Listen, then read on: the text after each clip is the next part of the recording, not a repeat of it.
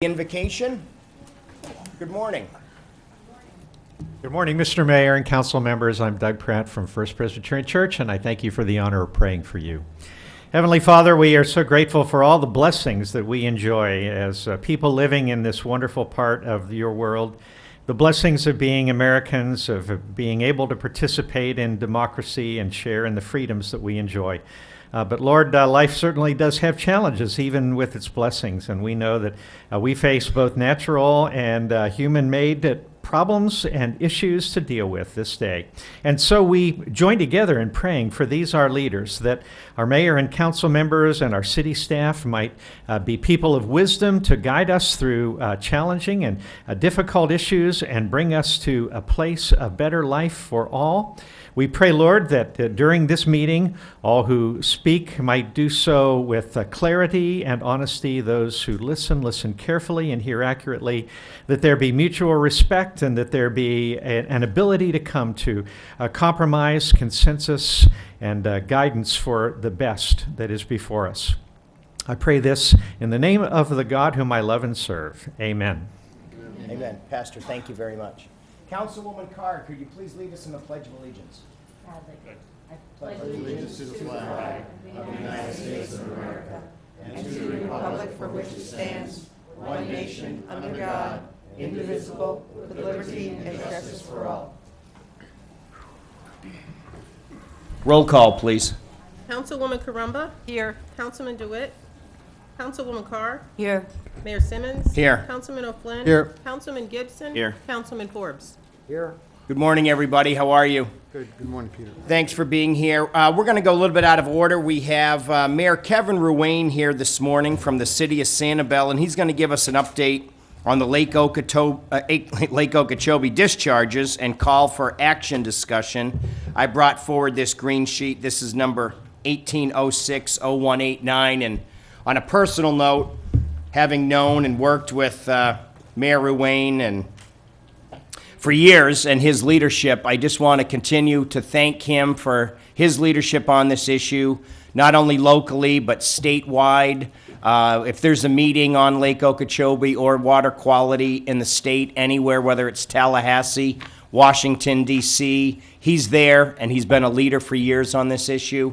So I just want to thank him for being here, and Deputy Mayor Mick Denham, who's with him as well today. Thank you so much. So at this point, I'd like to turn it over to Mayor Kevin Ruane of Sanibel, and thanks for being here this morning. Kevin Ruane for the record, Mayor Sanibel. Thanks, Peter, and Council. I really appreciate it. I don't normally call mayors Peter, but we're friends, and we've been through a lot together. So just for the record, I am Mayor Sanibel, but I'm also the South Florida Ecosystem Task Force representative. The governor's appointed me. It's like an MPO, so it's where local, state, and federal people come together for Everglades restoration. So we do have an opportunity to continue to work on this issue. The reason I come before you today is really to try to give you an update on where we are in Lake O, how we got here, and where we think we're going. So about a month ago, there was a tropical storm event called Tropical Storm Alberto. It dropped over a foot of water at Lake O. It created a situation where 3 weeks ago we started to have massive releases again.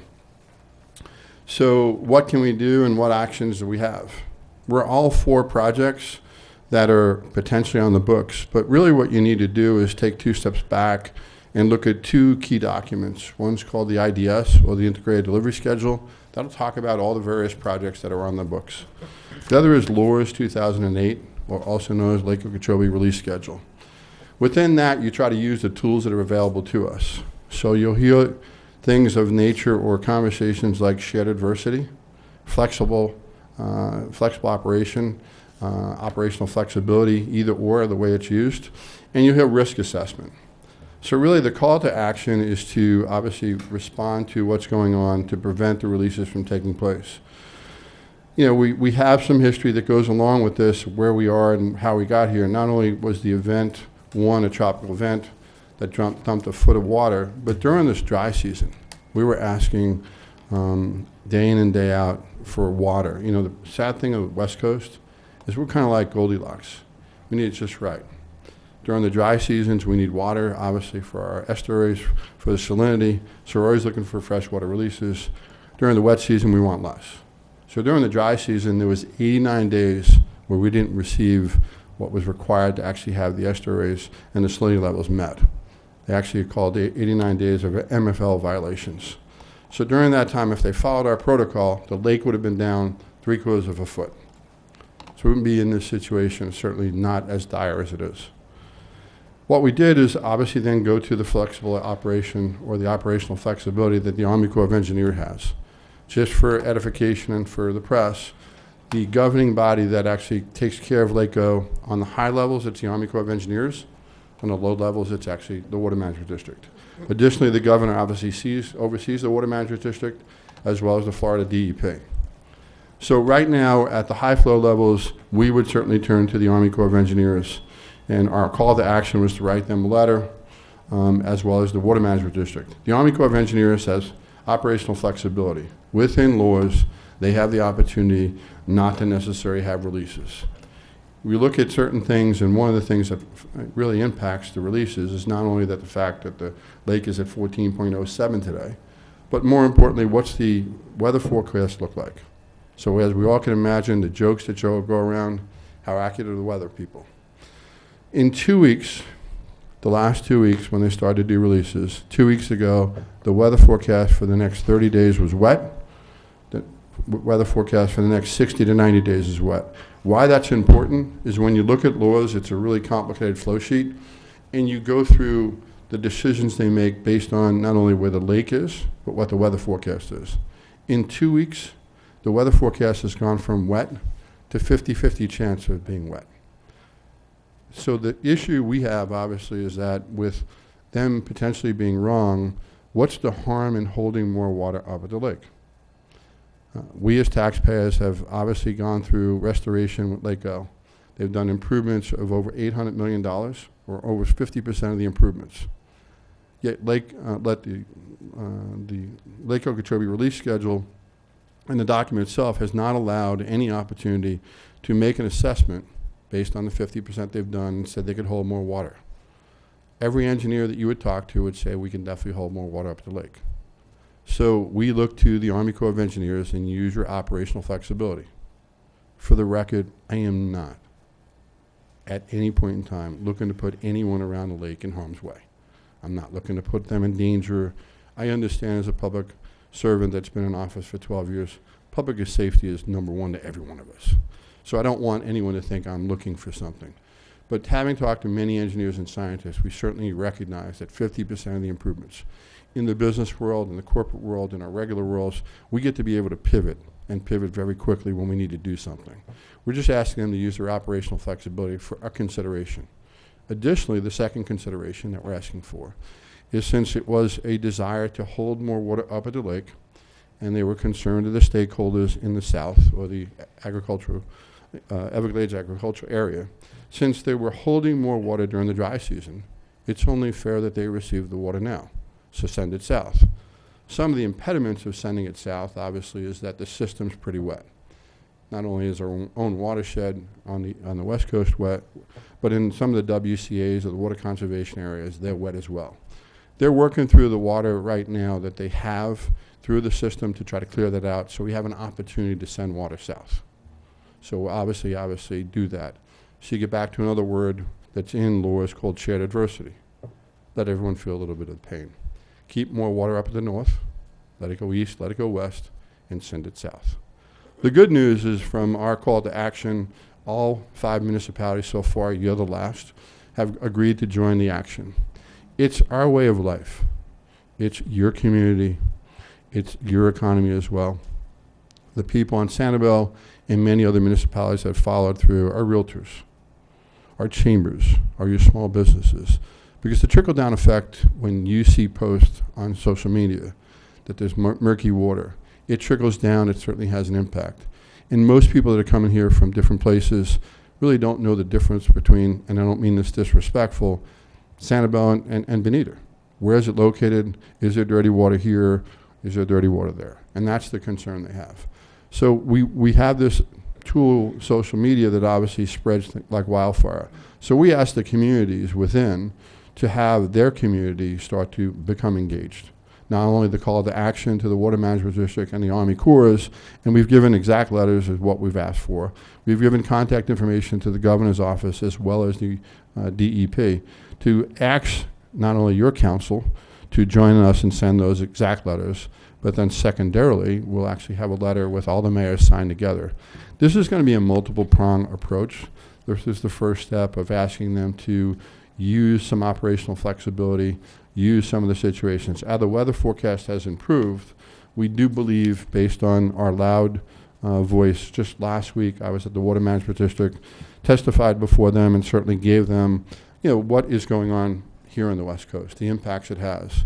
As you live in a small town like I do, you walk into a local store, people come up to you and tell you, Mayor, I have this small hotel down the road and, I just lost, 4, 5, 6 customers. And then the restaurateur tells me that, the restaurant's, 20% less people. And then some of the shops say there's just not as many people. The trickle-down effect is there, and that's really what hurts us. So the Army Corps of Engineers has to have a balance. And within their operational flexibility, they have the opportunity to share the adversity, do the things necessary. So coming together as one voice, as I was testifying before the Water Management District last week, I did have the privilege, and I can tell you that all bodies, the Army Corps of Engineers, Colonel Kirk has certainly been very responsive. Lieutenant Colonel Reynolds came up to me and said, do me a favor. I get the message, but I can't clear the emails and the voicemails is quick enough. I said, it's just starting. Honestly, this is a balance that we need to have. And I'm not asking for anything other than a balance. I understand you have to lower the lake. It's just that if you send it to all different parts, it's, first of all, drains quicker. Second of all, it has less impact. And oddly enough, now that the weather forecast has certainly improved, you'd be surprised what would happen if we didn't have releases or we get down to 3,000 CFS. The estuaries actually rebound. They really do rebound. The clarity, you'll start to see change in a week. That is powerful because we could have that go around and have the same impacts. This is certainly our responsibility to join together as one. The mayors have been great. We've used this playbook before. Mayor Simmons and I signed one of the largest compacts in the state of Florida, where we had 163 mayors come together. The Florida League of Cities just 2 weeks ago said they're on board. The Florida League of Mayors said they're on board. And what we're trying to do, obviously, is recognize that I do respect the fact that there's an economy from agriculture and citrus and sugar. There's also our economy as well. And it's real estate, it's tourism, it's all the parts of that. And I would venture to say, having done the study the league did, the 19 counties that are affected by LACO releases directly or indirectly, for 163 cities, represent a $2 trillion economic impact. So our economy matters as well. Today the ask, honestly, council and mayor, is to join us to obviously the call to action. What we've done is actually gave you all the contacts. We've utilized it and used our website. We have a constant contact. We sent it out to our residents. We've asked the realtors, the chambers, SCCF, and all our nonprofits to join in with us because obviously it's their community, it's that. The letters are there to obviously send to them. I will continue on a regular basis on Thursdays, give you updates on what takes place.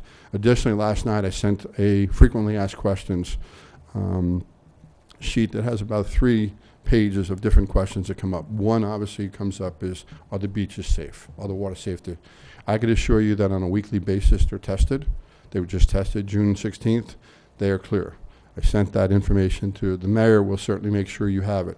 But on Thursdays is really when the call is made because if you go through the week process, there's a scientific call every Tuesday with all the stakeholders. They have a discussion, they look at the events, and on Thursday, the Army Corps of Engineers makes a decision. So I'll use Thursday as a point of contact for all people to understand exactly what we're doing.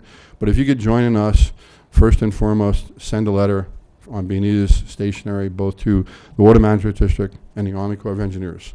Secondarily, if you could have your call to action, as we've obviously indicated, and mimic all 5 other municipalities. Third, if you allow your mayor, when we obviously get the letterhead put together, but our city clerk has all logos. We'll send one together collectively and do that. The governor's certainly been very much involved. Part of our problem is in our own watershed, we not only receive water from Lake O, but we receive it from our own watershed. Just this week, the DEP worked with the county and have 3 more water monitoring devices installed. I've been working with the DEP, Drew Bartlett, who's a member of the task force with me, and indicated they'll certainly get the other 3 that we need. We need 6 up there, because we also need to understand why water's coming from our watershed. How do we deal with that? Because that's one of our issues. And one of the inequities, obviously, in laws is where we measure water and where we actually have it released. The good news is, talking to Lieutenant Colonel Reynolds, that laws 2008, which is really a document that was prepared in 2005 and 6, is a 10-year-old document. They're very open to looking at laws 2019 and starting the process now. So probably one of the next things we'll ask is to encourage them to do that. There's many different inequities in that document. We've learned an awful lot from it. We just really want to reset the button and allow the opportunity. Lastly, the WRDA bill, which is a bill that Congress obviously needs to pass through the House like 465 to 3. It's over on the OMB side, the Office Management of Budget. We'll be there in July with the task force. City of Sanibel certainly is going to continue to work the halls. You know, the state has certainly done their aspect in funding and the cost sharing in all these projects. The federal government needs to do their end as well. The governor's certainly been resilient in trying to make sure we fix the lake, because when you run into situations like this, you'd be surprised what another couple of tenths or quarter of a foot of water would hold, and obviously allow us the opportunity. Additionally, you know, certainly as partners, we need them to step up and put their money up. SB 10 is one of the issues that obviously needs the federal to continue to cost share their end. We certainly have done and put it in our budget. We've allocated the necessary money. So in July, we'll certainly be working there, and we'll certainly keep you up to date. That's really the call to action, and ask of your council to try to join in with us. I appreciate that, Mayor Ruane. Thank you very much. Council, do you have some questions or comments for Mayor Ruane? Other than fantastic job, and thank you for everything you're doing. Listen, we take this job, and obviously I know all you work real hard for your community. I'm doing the same. I've just been at this a little bit longer, and obviously as the governor's appointee to the West Coast, it's really my responsibility when I took on the job to make sure I step up and understand the situation. I always kid with my kids. I said, you know, I went to school for accounting and tax and finance. I really wish I paid more attention in science. But thank you, honestly, it's been a great education curve. I got to know all the nice players. And the funny thing is, next month we're at the task force. It's a federal group, so it actually federal. And the funny thing is, there's no sunshine. The federal don't apply by sunshine. You literally could talk to your member and say, Colonel Kirk, can we do this? Right. So the good news is, as we're having these issues right now, I'm actually able to call them up on the phone, send letters, and I'm not violating sunshine. So, and I'm not advocating that we change sunshine. I'm just telling you the humor in it Right. that we always have to operate in. And sometimes during crisis situations, it's really effective. Kevin, Sure. would you have a couple sample letters that you think were outstanding from other areas supporting what you're asking for? So we actually have those letters. We've given it to your city clerk. We've also included our white paper, which is a 43-page document. And it's really good if you have not really read the issue. We worked in conjunction with Lee County. Over 250 municipalities signed off on it. And it really is the playbook on what you do and how you do it. What's federal, what's state, what can you do short term, what can you do long term, and try to do that. We try to keep that document up to date as much as possible. But, you know, anything you need, I'll certainly coordinate with the mayor and do that. You know, really what we've had is all councils obviously, you know, make a motion, join us, and obviously you're the last of those communities. Yeah, absolutely. Amy, you had I something? just want to say, I really appreciate this informative presentation that you've given us and all the work that you've done, because it is a very technical thing, and I learned a lot just by reading your little thing in here. And I've been to, I've been to like 3 water conferences and things, and I was sort of thinking I knew a lot about it, but it was just the tip of the iceberg. And I totally agree with you about the sunshine law, because there are issues where if you could just, even if you could talk to each other, you can figure things out so much more easily, and you don't get confused or so it's a good thing that you're doing it. I appreciate it so much, and I certainly want to support you and we'll have the council do some action ourselves if we can. Well, thank you. I'd be remiss if I didn't. Mick Denham certainly was the steward here long before me. He's been in office a lot longer than me. He was really the first person that talked about fertilizer and keeping track of our own backyard. You kind of come into Sanibel and all of a sudden you talk about, the water and environment. So it's been an honor to do. And honestly, You did a great job. it's the knowledge you have and the institutional knowledge actually, builds up and you have an opportunity to utilize it. Well, you're a treasure, so keep at it. Thank you. Laura or Mike? I just want to echo Amy, Peter, and Peter. Thank you very much. My pleasure. We'll be seeing your son and obviously Congressman Rooney next month up there. So, and he's been a great champion, and I can't thank your son enough for trying to go through some of the maze when you get to Washington. We all have easier jobs when we sit up here and see what we need to do, and local government works. When you go up there, it's a whole different playing field. Right. And although this may or may not be needed, I'd like to actually formally make a motion. Obviously, we will wordsmith the letters, but I make a motion that we support Mayor Kevin Ruane and his efforts and the Lake Okeechobee discharges pending wordsmithing of the letter. But I'd like to make a formal motion. Second. Okay, there's been a motion and a second. Is there and a third and a fourth and a fifth and a sixth? Yes, Is there further discussion? Roll call, please. Councilwoman Caramba? Aye. Councilwoman Carr? Aye. Mayor Simmons? Aye. Councilman O'Flynn? Aye. Councilman Gibson? Aye. Councilman Forbes? Aye. Wonderful. Thank you I very can't much. thank you enough for your time. I really appreciate it, and always the partnership's wonderful. Thank you. Have a great day. And my good friend, I would be remiss to say, as you sit here in our chambers today, the Yankees are in place by 1 game over the Red Sox. I cannot wait until October, my friend. And I can't wait till football season, but we'll cross that I bridge. missed you in Boston. All right, Thank buddy. you. Take care. Deputy Mayor Mick Denham, thank you very much. Thank you, gentlemen. Okay. Thank you very, very much for that, and council, thank you for your indulgence. We're now going to open this up to public comment.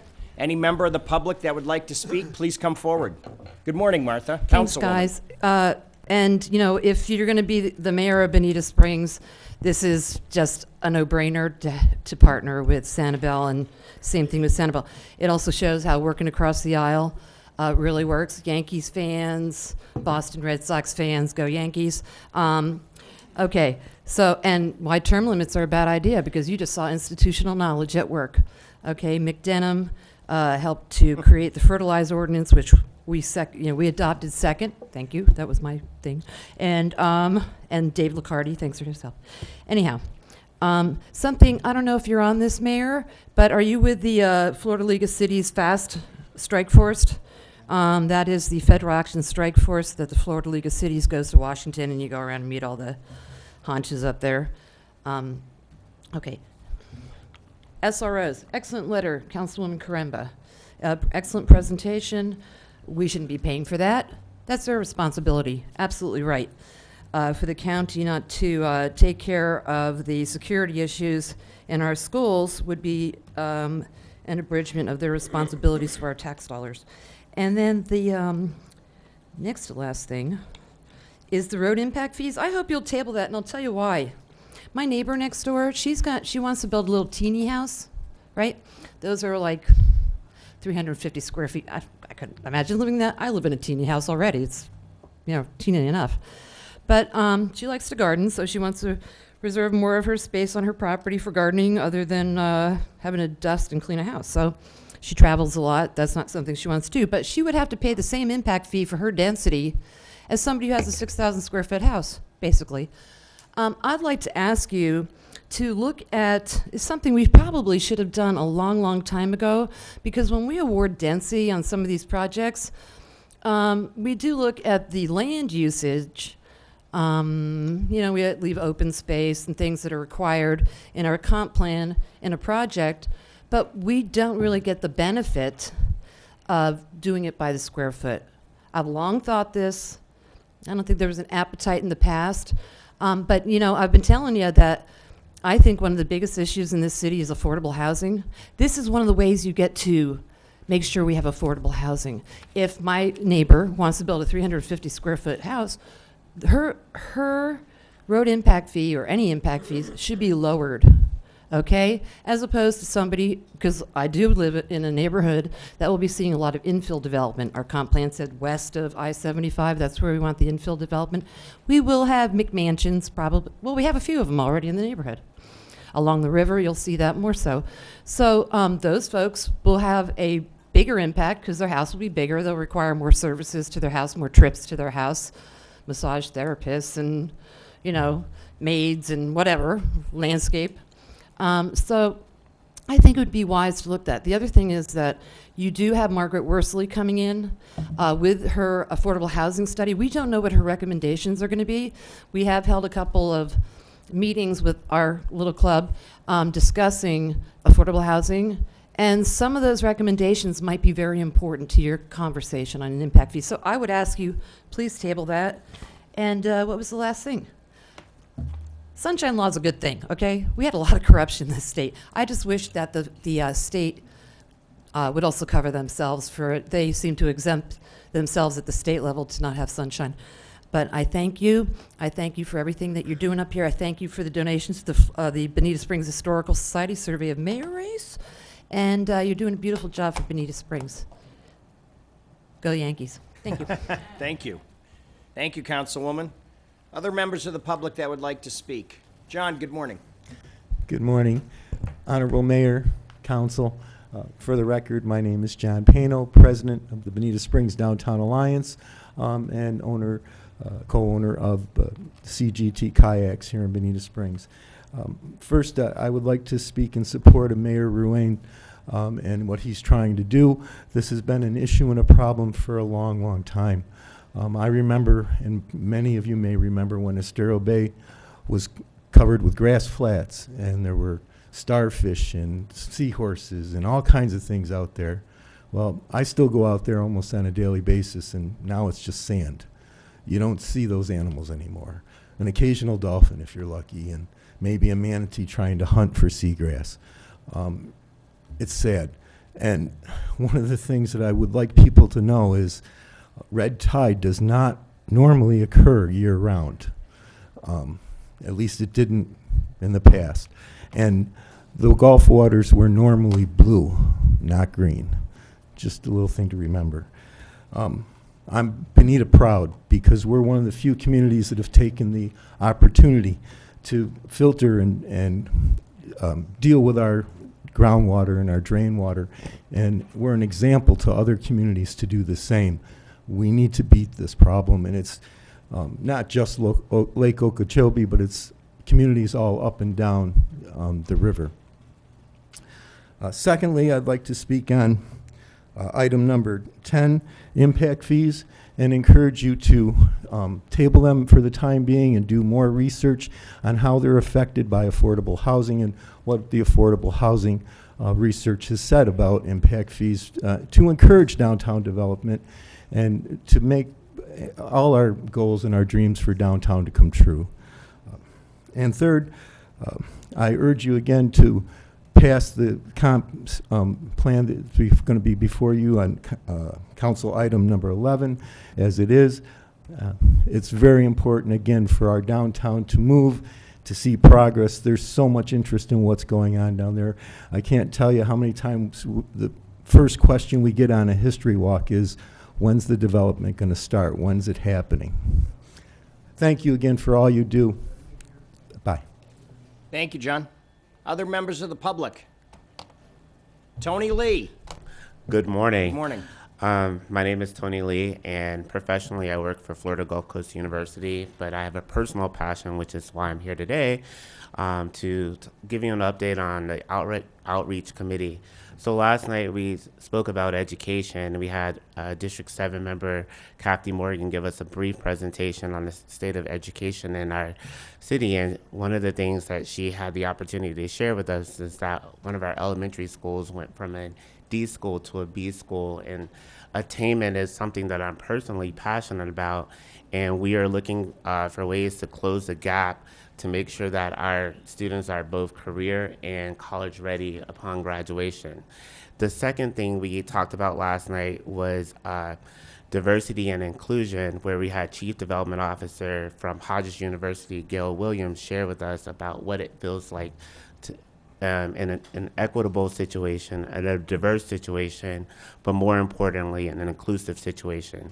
And so today you will be looking at an item related to our parks and making sure that families have an inclusive situation where their children and the adults can participate in after work activities during the summer months, and utilize some lights, which is an issue that was brought to us by the soccer league.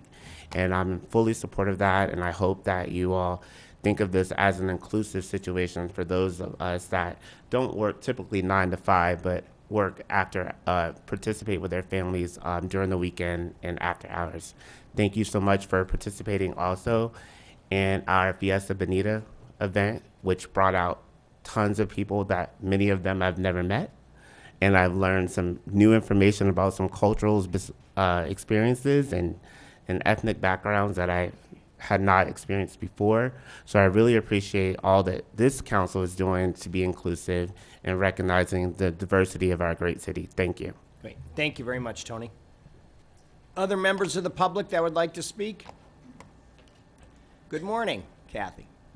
Good morning, everyone. I just want to briefly touch on some of the things, and I'm not going to repeat because Martha and John Payno covered it beautifully, because I was very pleased to hear Mayor Ruane's discussion and asking for support. And as far as seagrass, I used to have seagrass in the river in front of my house. I don't anymore. I don't know whether you all saw it, but I guess it's FGCU has a program. They were in the Caloosahatchee.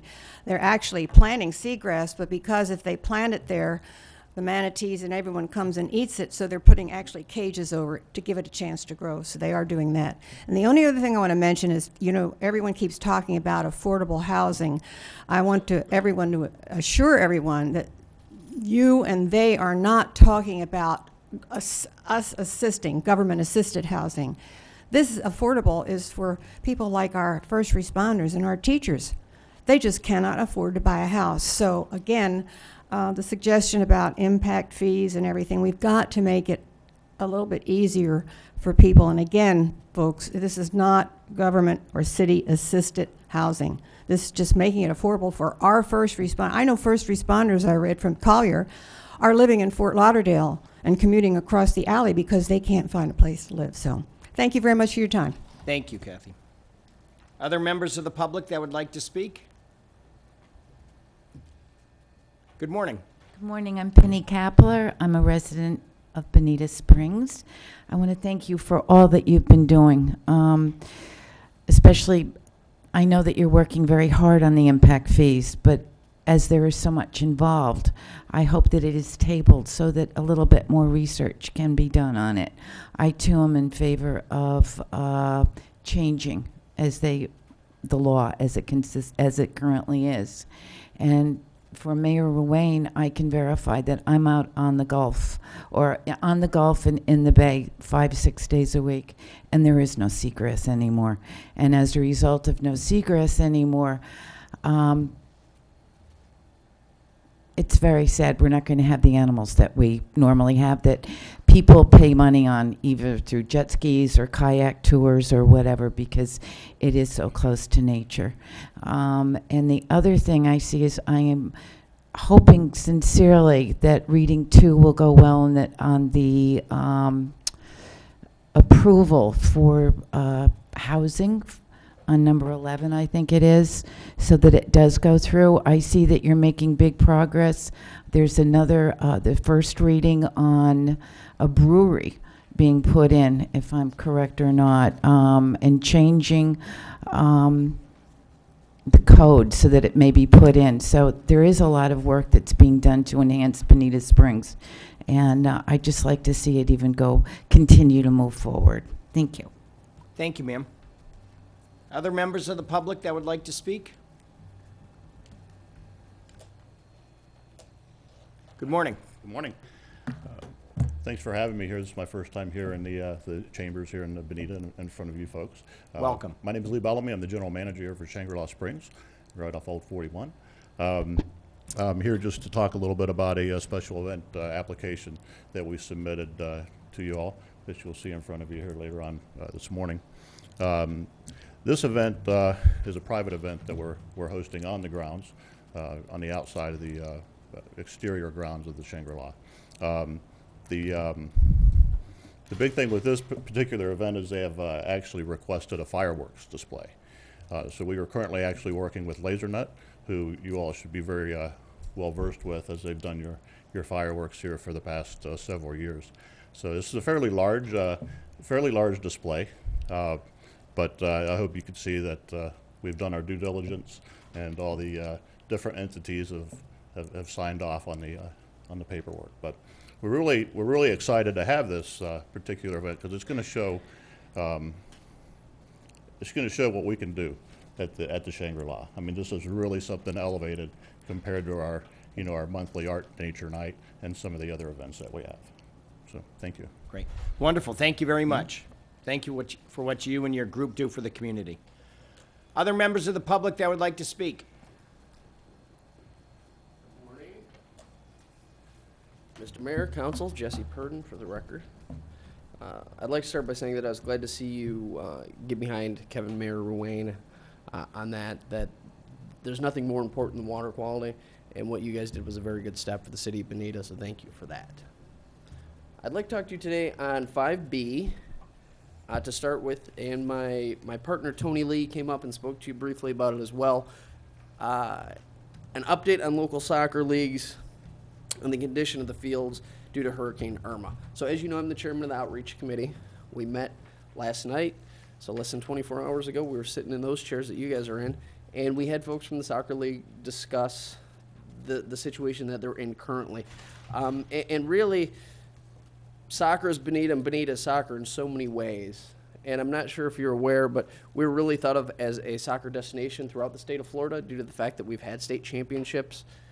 There are people who come from all around the state to be part of our soccer league because we are known for that. We're very good at that. So we're in a situation here where it's a minimal ask, but what I'm asking for is help from the city in regards to keeping the lights on for the soccer leagues in Bonita, so that during the time period that the fields are being refurbished, that they will actually have somewhere to play and there won't be any pause in the play for the league. And this is not just hundreds of people impacted, it's hundreds of players impacted, but when you multiply the fact that they have 3, 4 family members with them, you're talking thousands of people.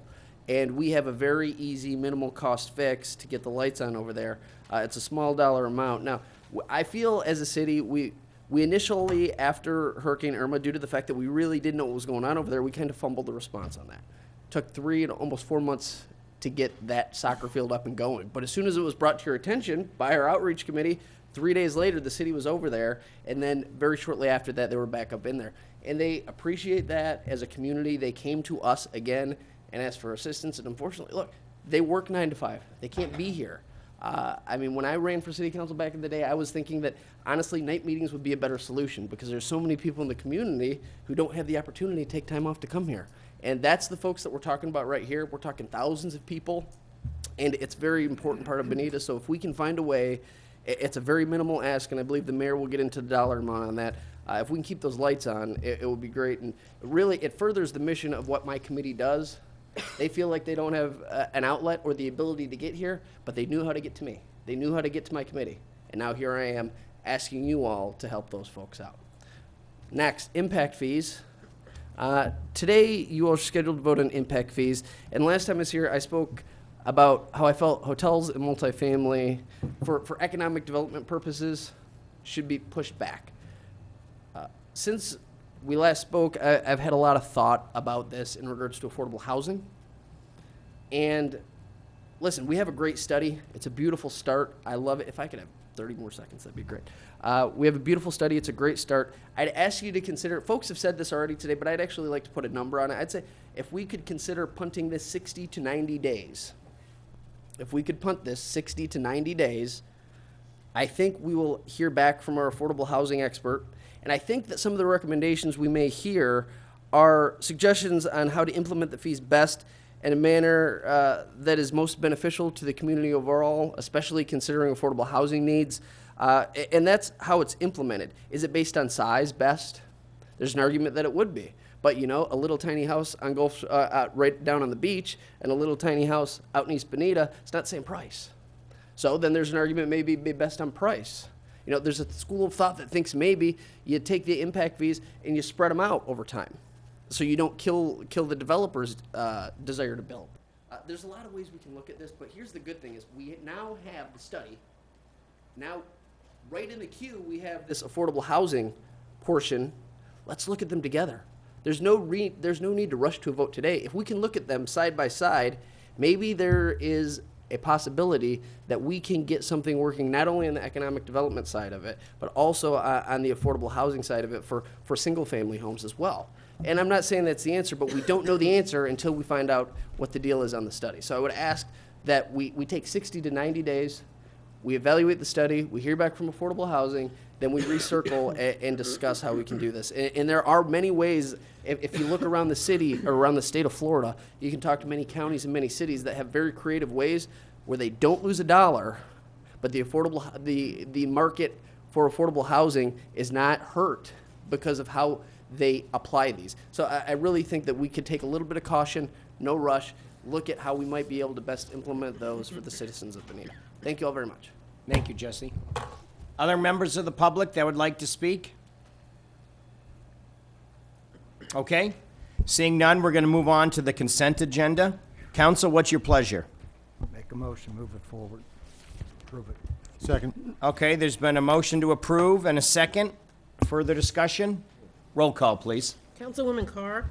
Aye. Mayor Simmons. Aye. Councilman O'Flynn. Aye. Councilman Gibson. Aye. Councilman Forbes. Aye. Councilwoman Carumba. Aye. Okay, great, thanks. We're now going to move on to proclamations and presentations. Is Jose here? In the room, is he? Duran, he might be. Knock on the door over there. Yeah, knock on the door. Is on he the in there? door. Hey, Tad, knock on the door. If you don't mind, buddy.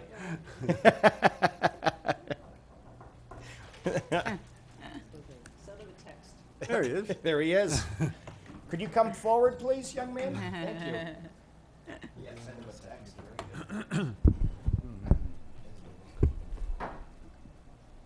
How are you? Good morning. Nice to see you. Well, on this morning and for 10 years, we want to recognize you, the City of Bonita Springs, on behalf of your 10 years of service to the City of Bonita Springs. Jose, thank you very much. As of the 4th day of June, 2018, in appreciation and recognition for 10 years of public service to the City of Bonita Springs, signed Mayor Peter Simmons and Interim City Manager Arlene Hunter. Thank you very much for everything you do. You're always accessible. You're, I don't know, you got service with a smile here, which I like, and actually you know your stuff. And even though Fred tries to trip you up on his technology questions, you plow right through it. So thank you very, very much, Jose, for what you do. Would you like to say a few words? Thank you to all the employees and everyone that's been with me through the years, and it's been great working for the city. I appreciate it. Well, thank you for everything you do. Thank you. Council, could we gather for a picture here with Jose? Would that work out? Sharp dress, too. Yeah? Yeah, I'm sorry, sure. Come on down. I didn't bring my iPad today. No hair job. Arlene, would you like to be in the picture? Sure, come on.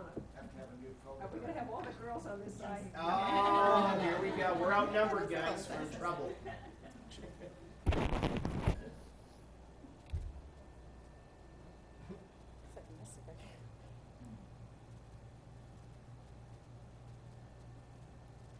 Thank you very much. Thank you. Thank you.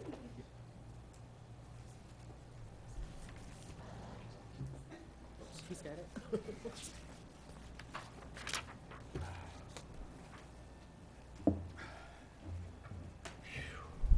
Okay, we're now going to move on to a presentation from Stantec Consulting Services on the Stormwater Utility Program proposal and timelines for the project, and this is Green Sheet 1806-0188. Good morning, Hello, Mayor good morning. Council. Arlene Hunter, Interim City Manager for the record. I'm going to be introducing to you to Molly Williams with Stantec to go over a brief overview of the timeline for the potential project. Staff will be asking for your direction on two items today. One is to move forward with the scope of work and enter into a contract to begin the study. And second is, you'll see directly under in the agenda, is to approve a budget transfer for this fiscal year of $150,000. That would be coming from the Bonita Beach Road visioning line item, and it would be restored in the staff's recommended budget for fiscal year 2018-2019. This project would come over 2 fiscal years, with the $150,000 impact in this fiscal year and $183,546 into next fiscal year, for a total project cost of $329,420. With that, I'd like Molly to give you a brief overview of how the procedure works, the timelines, when we can expect to be able to implement the stormwater utility into the tax bill as well, and then some potential next steps. Thank you. Thank you, Arlene. Good morning. Good morning. Thank you very much for that introduction. My name is Molly Williams. I'm with Stantec. I'm a senior stormwater engineer. I'm also the stormwater practice lead for the U.S. Gulf for all of Stantec. Stantec is an international company. We've got 22,000 employees that we can draw experience from. The team for this particular project is very strong in public involvement and local. Our GIS professionals are local also, and have already a lot of good connections with the Lee County GIS team, so we have a lot of information already.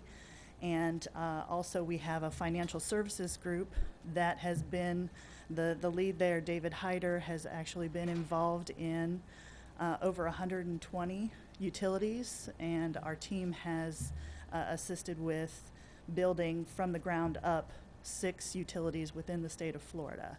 So we always tailor to the needs of each individual community, but the general timeline I'm showing you here, we obviously start with more data collection.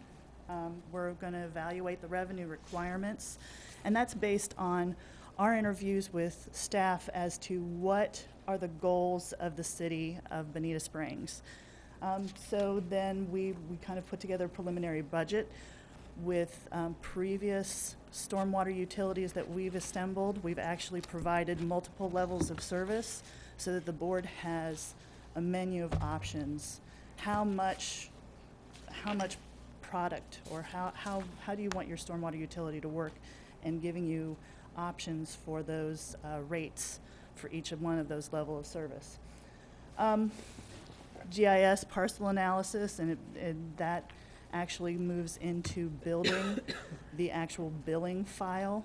So there's going to be a billing file that's developed to provide to the property appraiser and the tax collector, so that can be put, if it's chosen, on the tax bill, or if you want to, you can do a separate mailing. And that's some of the things that we'll look at, the billing and collection alternatives. Public engagement is always something that is,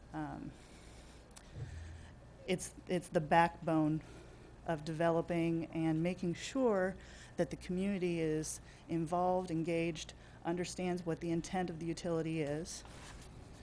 And then with that, we actually, in our first phase, by October, we're anticipating having a final or an initial report, and doing another presentation to the council to understand, or to provide you an understanding of where we are, where we're going, where we see your needs are, and then and having feedback from the council at that point. Then we move into phase 2, which is, again, we're going to be continuing to work on the GIS and parcels analysis and defining those alternatives. And then we go into a public engagement program that is, excuse me, public engagement program that is outreach to the community, large public meetings. We also have a website developed, or will develop a website, so that people can look at what's going on. In the past, we've actually recorded our public meeting, and put that on the website so that people who may not be able to make it to a public meeting will still have that opportunity to see exactly what the presentation was. And then we have a survey that we put on that particular, or put on our websites so that people can provide feedback as to what's important to them, how they feel about the stormwater utility or the potential stormwater utility. So then we, after we gather all that information, we provide a detailed cost analysis and develop rates for those different levels of service that we will present. Put together the final word strategy, and then we come to council in February of 19, so that's only 9 months away, with the information for the council to make the decision as to A, if you're going to move forward with the stormwater utility, and B, what level of service you want to provide based on the different tiers that we present. But then our work isn't done. Then we have, we assist and provide the support that the city of Bonita Springs will need with developing the stormwater utility ordinance. That will require a second reading. We finalized the GIS billing file because between July of 18 and February of 19, or even May, June of 19, things are going to get built, things are going to change, parcels will change, and we want to make sure it's the most accurate information we possibly can for that billing. Notices sent out to property owners. We have an adoption of the final rate, and then as of October 1st, 2019, we anticipate that you would be able to have that utility in effect. So that's our game plan. And if you have any questions, I'd be happy to answer. Mr. Mayor? Fred? Yeah, I've got two. One of them is, I believe, but I want to make sure that this is right, that I think, and Audrey was very helpful giving information to me on this a long time ago, that basically the only land that you wouldn't be able to charge in this system is probably undeveloped land, but any other land that's developed, including if it's owned by a not-for-profit, would be eligible to pay an assessment, a tax, or whatever. Right. And the stormwater utility assessments generally are basically a use. How much runoff is generated from a certain property. Right. There are utilities that actually do charge undeveloped land, but it's at a very minimal rate. Right. But that's something that we can provide feedback on as to how you want to deal with that. Now, one last question. I would assume that you're amenable, before you get underway, assuming we approve this, which I think we will, to doing one-on-ones with individual council members that have any thoughts on this. We look forward to doing one-on-ones with council members, and we'll always be available if you have any questions or want additional ones on one-on-ones. We're very open to that, most definitely. Right.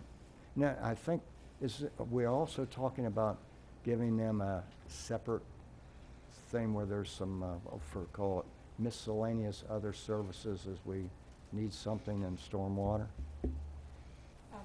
At this point, this contract is solely for the stormwater utility. If there's a need in the future and we have a contract, we would bring back a proposal Okay. for an addendum to that. Council? Amy? I just have when you talk about revenue requirements, is that related to proposed stormwater management projects? What is revenue? Okay. I mean, So what we're going to be looking at is what are the goals of Bonita Springs, including CIP goals, maintenance goals. Are there other programs, like there are other utilities that pay for the CRS and MPDES permitting through their stormwater utilities? Finding out what the intent is that you would like to be covered financially by the stormwater utility. so you assess all the stormwater management issues that we may be already committed to paying for, including projects, and that would be the revenue. Okay, I think I get it. And I guess I have one, and I'm sure you'll deal with this, but we have a lot of different ways of handling stormwater management within the city. There are contained communities that handle their own, there's separate water utilities, and there needs to be, I don't know how your work's gonna go, but there has to be a way to, I would say, compensate one of those entities versus the ones that don't do anything. And then plus we have system-wide stormwater management issues. So that would all be included in your Correct. modeling. All right. Absolutely. We look at credits for those areas that do some of Right, their own so you their do it own through a credit maintenance. system. And at the same time, the understanding that we need to communicate with the communities Correct. is that while they take care of their own, they discharge to the public system. Correct. And it's the public system that we're asking for their assistance financially. Right, okay, I understand that better. And then just a curiosity, I assume the GIS on a parcel basis determines the runoff for that parcel? Is that correct? There are multiple ways of looking at it. Yeah. Most recently, we came up with a tier system where if there was a certain amount of impervious area, they paid a certain amount, and then as the impervious area increased. But my question is, once you establish whatever that is for a parcel, you don't have to do it again 2 years later, do you? Or do you have to renew that? You have to revisit that? It's beneficial to be aware of changes that are being made. So we might have to have a review process every Right. 5 years, take another look at it, Correct. something like that. All right, that's it. Thank you. Okay. You don't have a customized rate for each parcel. You do this work to determine what your rate would be. Is that Right, correct? and it depends, again, we tailor it to the community, but often it's beneficial to do it on a tier basis where Right. a smaller parcel with less impervious area pays Right. 0.7, whereas, an average parcel pays 1, a larger parcel pays 1.5. Okay, thank So I've you. followed what happens to be Stantec is doing in Collier County, and you've moved forward with all due deliberate speed. So hope we can emulate that here. Yes. Yeah. Council? So Anything moved. else? Yeah. So, yeah, Arlene, I just please. want to clarify, we'd be asking today for authorization to authorize the mayor to enter into a contract based on the scope of work provided to you so that we don't need to bring the actual contract back to the meeting. We can move forward. And secondly, we're asking for the budget transfer in this fiscal year. So moved. Okay. Second. There's been a motion and a second. Further discussion or drilling down or anything else needed? Roll call, please. Councilwoman Carr? Aye. Mayor Simmons? Aye. Councilman O'Flynn? Aye. Councilman Gibson? Aye. Councilman Forbes? Aye. Councilwoman Carumba? Aye. Great. Thank you very much. Thank you very much. Good work. Okay, we're now going to move on to a presentation by DPZ, co-design and recommendations and next steps regarding Bonita Beach Road visioning study.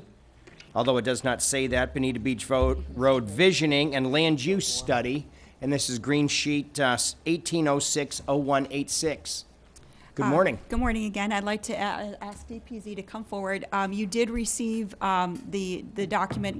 We just wanted to make sure council know there's a lot of information in there, and this was just the beginning introduction to it. This will be an overview presentation.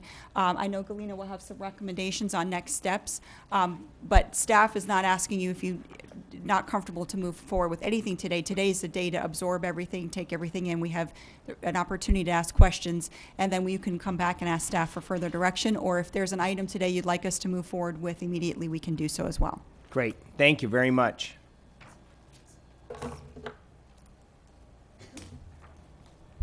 Good morning. Welcome back. Good to see you again. Good morning. How are you? Everybody. Good, very good. Thank you. My name is Galina Tacheva, and I am the managing partner of DPZ Co-Design, an architectural and town planning firm down in Miami. We're glad to be here again. We were here in April. We had a charrette, interactive process with the Bonita Springs community. And we are back to report on our kind of first round of recommendations. I want to start, what I'm going to do this morning is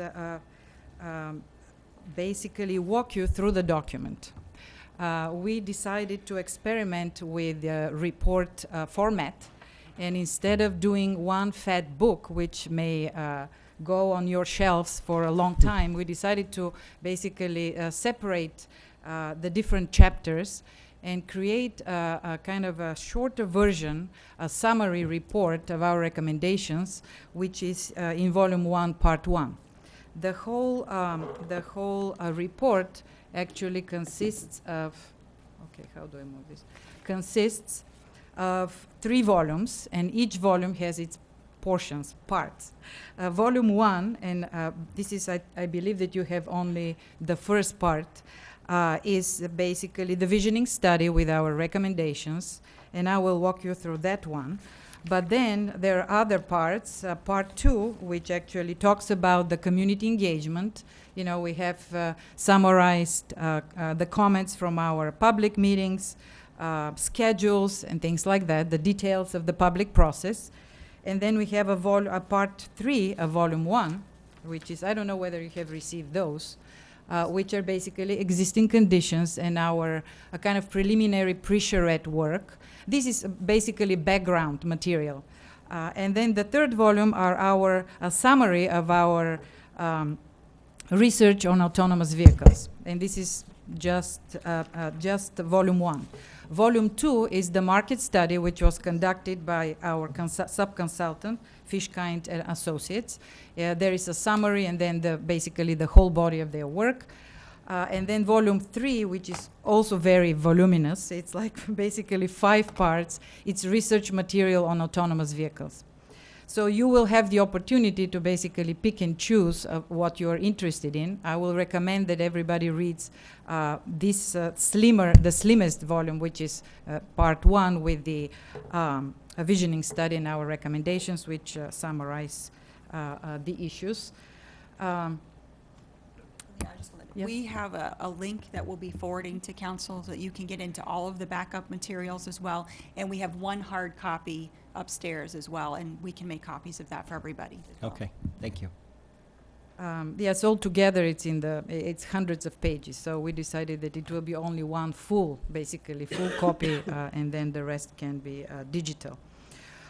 So as I said, we were retained for this interactive charrette in April, but our work started all the way in December of 2017 when we were tasked to look at Bonita Beach Road from a aesthetic and physical point of view, but also to look at traffic congestion and also to look at land use issues along this corridor. Our work comes after many other charrettes and many other studies which you have done as a community. In this first introduction, we talk about what the challenges are and our broader recommendations, the kind of the big picture. The big, part of our presentations at the charrette were devoted to a kind of the regional approach or the regional context of Bonita Beach Road. There are issues which are basically concerning the 2 counties. You are in between the Bonita Beach Road, basically straddles 2 counties. Your community is a kind of in the middle of it all. There is a lot of urbanization and suburbanization to the north as well as to the south, and you are basically in between. There is a lot of traffic happening north-south, south-north, basically people living in some of the communities up north and then working south, and basically you are in the crossroads, which talks about solutions which are in the bigger picture, basically how we are going to resolve this long term. You basically have to change how you develop your way of development and which way you will choose. Some of our broader recommendations include just a few things. You have to look at your regional growth together with Lee County and Collier County. We will recommend that a joint regional plan is being contemplated, and you can be one of the active participants. As you're looking at stormwater issues at the bigger picture, the pattern of development, traffic, and all other planning issues have to be looked at the larger scale. We also have a recommendation for local development patterns, and this whole study is about that. How you develop along Bonita Beach Road for the future can set a model of development. You know, we are focusing on these intersections, which are the local nodes, and we show a kind of models of development for the future. If you focus on one or two of them, not all of them, let's say, you can create this typology for complete communities in the future. And then, of course, suggestions for the thoroughfare connectivity and how you manage Bonita Beach Road as a major thoroughfare through your community. The most important thing will be to have a kind of a consensus on this overall vision. From our charrette, our public involvement a few months ago, actually, we saw that there are still contradictory opinions in the community. We didn't see a solid consensus behind the idea of more connectivity, of a kind of wider mobility along Bonita Beach Road, about things which will affect the larger community, but everybody has to be behind this vision. So I think that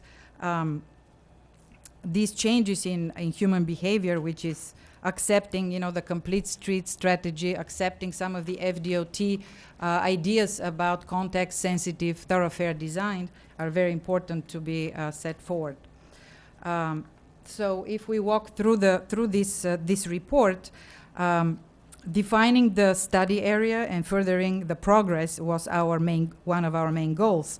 You can see here the prior studies. Only 2 of them are highlighted here. There were many more, but these are probably the most important ones: the Trail Visioning Workshop and the Tool Study, the Bonita Beach Road Visioning Study. On the right is a drawing outlining the nodes which were identified in the tool study. We stayed more or less within these parameters of these focal points, or these areas of opportunity, as we call them. We slightly modified them, pointed, and I don't know whether you can see these here, but these circles represent a 10-minute walking distance in the most important intersections. We start from east to west with Bonita Beach Gateway, where Bonita Beach Road turns north. Then we have the Tamiami Trail intersection with Bonita Beach Road. Then we have the historic Old 41, Bonita Springs Gateway, which is on the highway. And then we have the Eastern Bonita communities. All of these are looked at, and we have suggestions and proposals for all of these to different extents. We believe that some of them are, that all of them are important, but some of them may be more urgent and more imminent. All of the drawings and illustrations in these reports are conceptual in nature. They're illustrative. And they represent possibilities for the future. They basically paint or illustrate a vision, how the community can grow, and how what this type of development, which we call complete communities, smart growth, new urbanism, what it looks like. Then the next page is on the visioning workshop and the main topics. We had multiple presentations and open houses, 2 open houses where we put everything on boards, all the topics which you see below, the region, the corridor opportunity areas, mobility, connectivity, built form, and land use. They had a few of their own boards, and people gave us comments. They participated very actively. The focus, and now basically the big topics, I will go through them fairly fast. The focus on the region, as I said, one of the most important recommendations will be to create a multi-county plan for conservation and future development. The map shows in purple the main urbanized areas, and you can see that you are very central to the development, the future of the whole region. And we see that the regional network is fairly sparse for the overall population, for the pace of growth. The major north-south and east-west roads are not that many, so the ones which go through Bonita Springs are heavily congested most of the time. And of course, there are other recommendations. You can go through them later. Create boundaries of growth and things like this. These are the big issues which cannot be resolved at the level of the city council or just Bonita Springs, as creating regional connectivity, for example. The corridor opportunity areas, as I mentioned before, these are the nodes at the main intersections with the representative illustrations below them, and we can go in more detail on that. I just want to mention here that Bonita Springs is a big destination. You know, it's basically a national destination with many people coming here for the winter. But it's not a place which is centered on one destination. It's not like you know, in Orlando you go to Disney World and things like that. You have what we wanted to look at here is a corridor and a thoroughfare which is a kind of difficult to deal with today in terms of speed and congestion. But what we wanted to create is a majestic parkway, and we didn't invent this. It came from your community. And it will be more like a sequence of different experiences, you know, sequence of these opportunity areas at the important intersections. We believe that there is a lot of opportunity there. Right now, these intersections are lost, basically, a lot of wasted real estate which is underutilized and which can be actually used as a depository for future pilot projects and demonstration of how these complete walkable resilient communities can be in the future. The next topic is the focus on mobility. This is also a very large topic where we have general mobility recommendations and specific for Bonita Beach recommendations. The specific ones, we have some very detailed recommendations from our transportation team, which was Keith and Schnartz. They have been locally involved for many years. And as you can see, you know, we have recommendations basically down to the inch. These are just representations, and I think in this first report we have only a couple of those recommendations, the existing and the proposed, but we have a whole series of them, and we will probably submit them either separately or we will add to this first brochure. And they basically involve keeping the existing number of lanes. We heard loud and clear that the community doesn't want to reduce the number of lanes. There is basically a kind of a paranoia of reducing you know, your traffic lanes.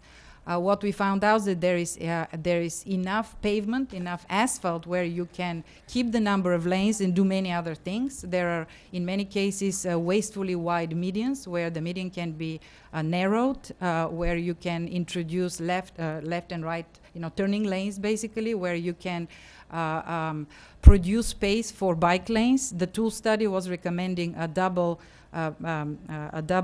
bicycle lane on one side. We recommend that maybe it can be split, but this is a decision which can come later. In general, we agree with the main recommendations from the tool study.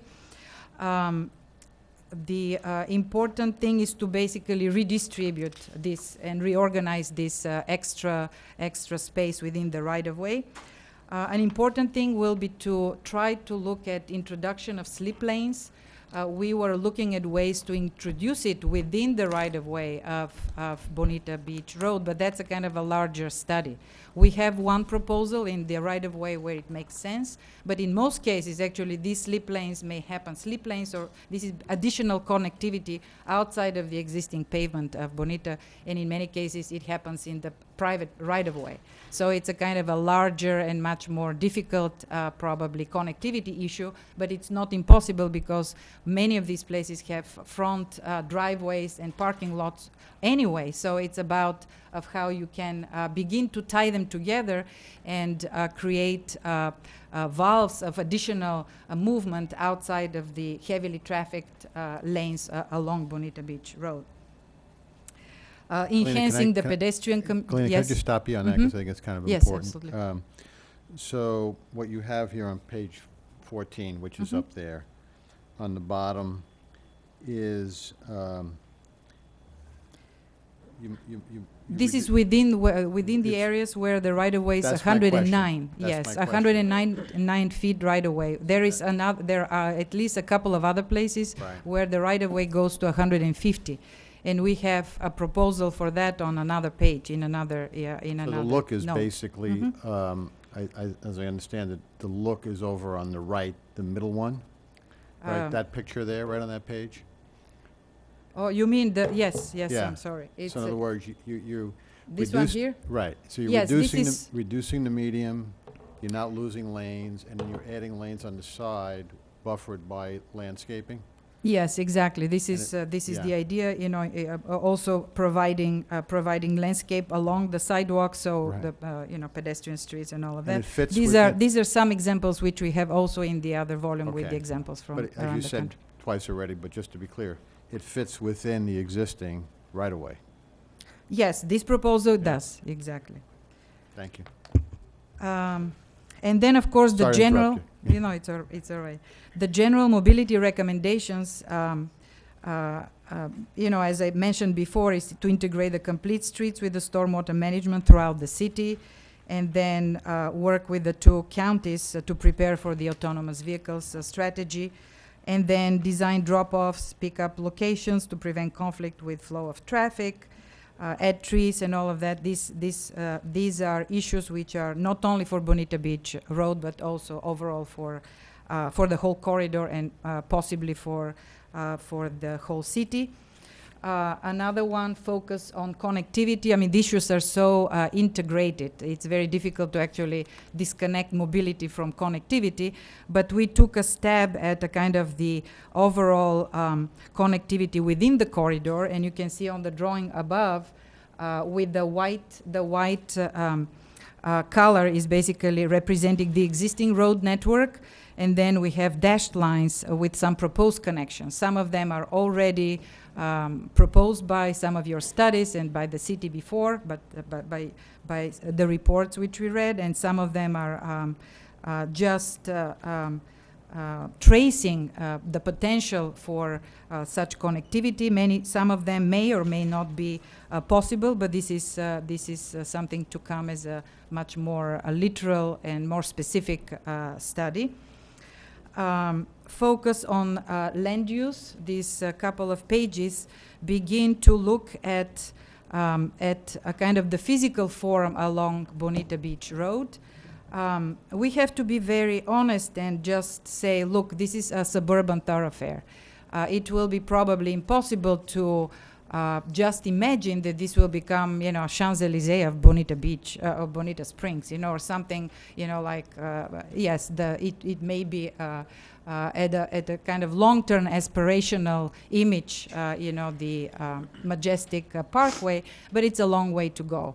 You can go with a lot of landscape, and you can go with changing the land use around the intersections, and then spread a kind of the good urban form along it. This is an introduction. These couple of pages are introducing a concept which we didn't have too much time to discuss during our charrette, the concept of the transect, that basically there is a continuation of different experiences. You have experience on the beach, which is very different. You have experience in downtown, which is very different. And there are some different experiences along Bonita Beach Road. And how you take these different environments, how you basically pick the experiences and the physical form which you like, and you allocate it along this transect. And this is becoming basically the basis for a future form-based code. The form-based code and the transect actually look at the way how private buildings accommodate the public realm, or how they relate to the public realm. and they're not so heavily focused just on the use. Right now you have Euclidean type of zoning. Your zoning code is basically based on land use primarily, and then you think in some cases, oh, we forgot the aesthetics. Oh, where is the parking lot and all of this? It's a kind of an afterthought. The form-based code actually puts the form of your public realm first. Basically, as you move through a street, you are not that concerned about what's happening within the building, but how the building behaves along a street frontage. These are drawings basically demonstrating in a traditional city on the left, how buildings are arranged in streets and blocks and downtowns, and then goes basically the urban intensity reduces as it goes towards nature, towards agriculture. In our sprawling communities, these elements exist. They exist, but they do not they're not combined in a right way to create a town. And we have to say that Bonita Springs has both tendencies. We have the downtown, which is a very connected and traditional grid of streets, small blocks. There is walkability there. Right now you need basically development to come in to create the interesting and safe and meaningful walking experience. However, the urban bones are there. Outside of the Bonita Beach corridor, if you look at your aerial, you'll see that you basically consist of multiples of gated communities, and this is basically the sprawl type of development. So we have to work with what we have, and what we can do is focus some of the form-based recommendations either on the intersections where we can create a more urbanity, more a kind of urban connectivity and pedestrian walkability, and apply some of these form-based ideas in these particular places. This next page also talks about the built form and how buildings, basically the demonstration is with a very simple, on the left, with a very simple one-story commercial building, how it can be improved with the tools of a form-based approach. You see that the building is basically very similar, but when you begin to think about the width of the sidewalk, about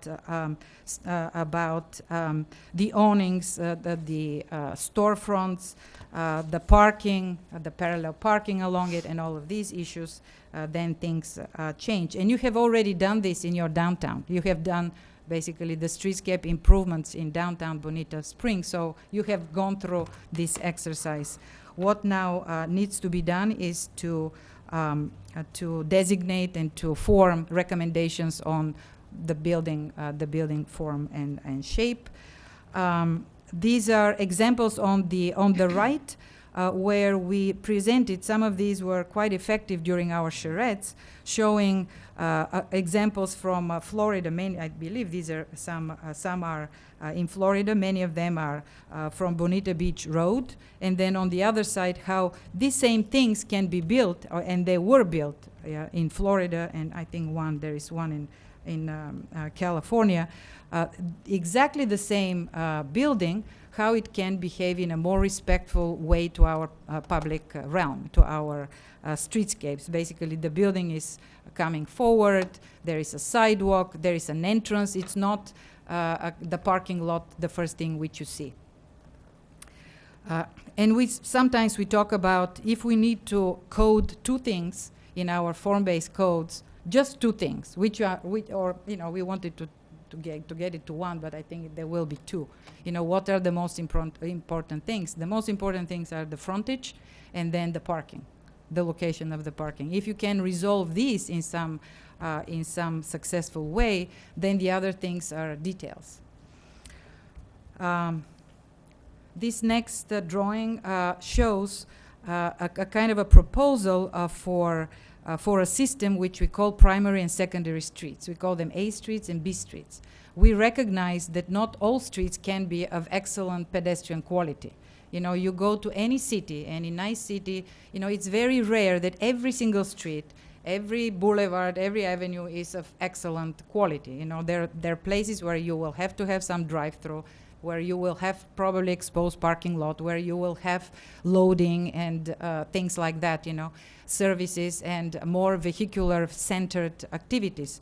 So you can designate in your street network, as sparse as it is, areas which are primary for pedestrian connectivity or for more pedestrian-focused mobility, and areas which are not so. So we demonstrated in the Old 41 area how the intersection, probably the main intersection with 41, can be turned into a real gateway to your downtown. So that's why we designated the intersection, the imminent intersection, as a primary, and then the rest a little bit of blue, which can be secondary. This designation has to come together, working with you together and designating these streets. This is a strategy which we'll propose for the future downtown form-based code as well, which basically begins to create a system where you can allocate things instead of forbidding things from happening. Below, there is an interesting example of frontages, because I keep on saying, building frontage. The two different types of frontages which exist today along Bonita Beach Road. This one, which is, I don't remember exactly the address, but it's a building which has a kind of a respectful way of looking at the public realm, Bonita Beach Road in this case. There is a small hedge, there is a sidewalk, the building frontage, the windows are towards. And then the other one is basically you can barely see the building. It's a billboard and parking lot, some grass. So this is basically the choice, and we can find some of the good elements for a future form-based code and recommendations in the good examples. I have a team of 2 people right now basically going around downtown Bonita Springs and looking at examples, things which you would like to see and things which we would, they're right now speculating, basically. Things which the community probably prefers, according to your vision for a small town charm and for a kind of smaller scale, and then things which are probably out of scale. And starting to compare those and pick the elements which are preferable, like, let's say, porches or stoops or types of proportions, types of roofs and things like that, as well as also looking at the public realm.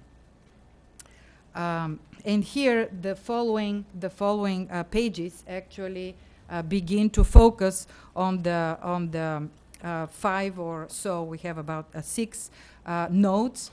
We started with the Bonita Beach Gateway. Here the recommendations are similar to some extent to the recommendations of the prior study, the tool study.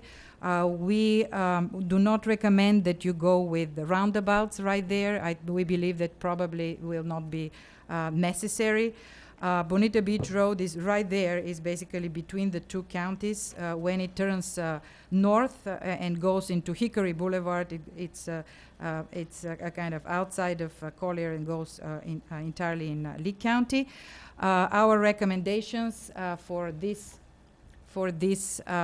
portion is to rationalize the parking lots. Right now, the 2 parking lots are not connected because they're in the 2 counties. Rationalizing them in this particular way, and this is something which also tool study did, but I think we did a kind of one step further. We increased the parking spots from 172 to 312, which is, not bad. It's probably useful to have more parking there. We also rationalized the entrances. The entrance now to the parking lots is not from the Barefoot Beach entrance, but it is from Bonita Beach Road. So this will alleviate the entrance to the community and then takes out the necessity of a roundabout. And we also suggest to add some a kind of to buffer the right turn lane into Kings Q. So it's basically a very defined, kind of more community-oriented entrance, while the traffic continues on Hickory Boulevard. I mean, over there is a kind of a bottleneck anyway, but this will alleviate the right-turning traffic going to the community directly. We also propose two crossing plazas, one south of King's Quay and another one kind of in the middle, which was similar to the tool study. Also a shuttle drop-off right there. If the gondola, doesn't kind of materialize in the near future, probably some kind of a shuttle situation, a drop-off right in the middle. Possibly another signature building. Also a gazebo, which I think it was in the prior page. But these are kind of details which you can look at with larger focus. The goal is that it's not, we don't impede the traffic. We actually try to slow it down at this curve, which is a kind of a dangerous curve for pedestrians right now. To basically slow it and to organize it in a better way and divide it between the different modes of transportation and mobility. The next study is it's on the Tamiami Trail. This is probably one of the kind of the studies or the opportunity areas where we focused really a lot of attention. This is the intersection of US 41 and Bonita Beach Road. As I said, a lot of underutilized land. Again, I just want to repeat that we worked as much as we could with existing property lines. We did not work with the property owners directly. So it's basically these are inspirational, illustrative proposals. We try to be realistic, but we also acknowledge that these are maybe long-term visions. The idea is that we create as much connectivity as possible, as recommended in prior studies, and adding as many internal connectivity, which is outside of the right-of-way of Bonita Beach Road. One important recommendation is to create an additional signal south of Bonita Beach Road. There are signals north and east and west, but not one close to the intersection. And we're talking about close, 1,300 feet, and if not 1,300, maybe the double, the 2,300, let's say. It is important that there is east-west connectivity across US 41 south of Bonita Beach Road. You can see in gray are the buildings which are the existing fabric, the existing buildings, and in this kind of brownish color are the proposed. You can see that around the intersection we propose buildings which are liners. You have this definition in your current zoning code, liner building, so you know what that means, basically hiding the parking lot, and you kind of create a better frontage along the street. The next page shows a rendering of this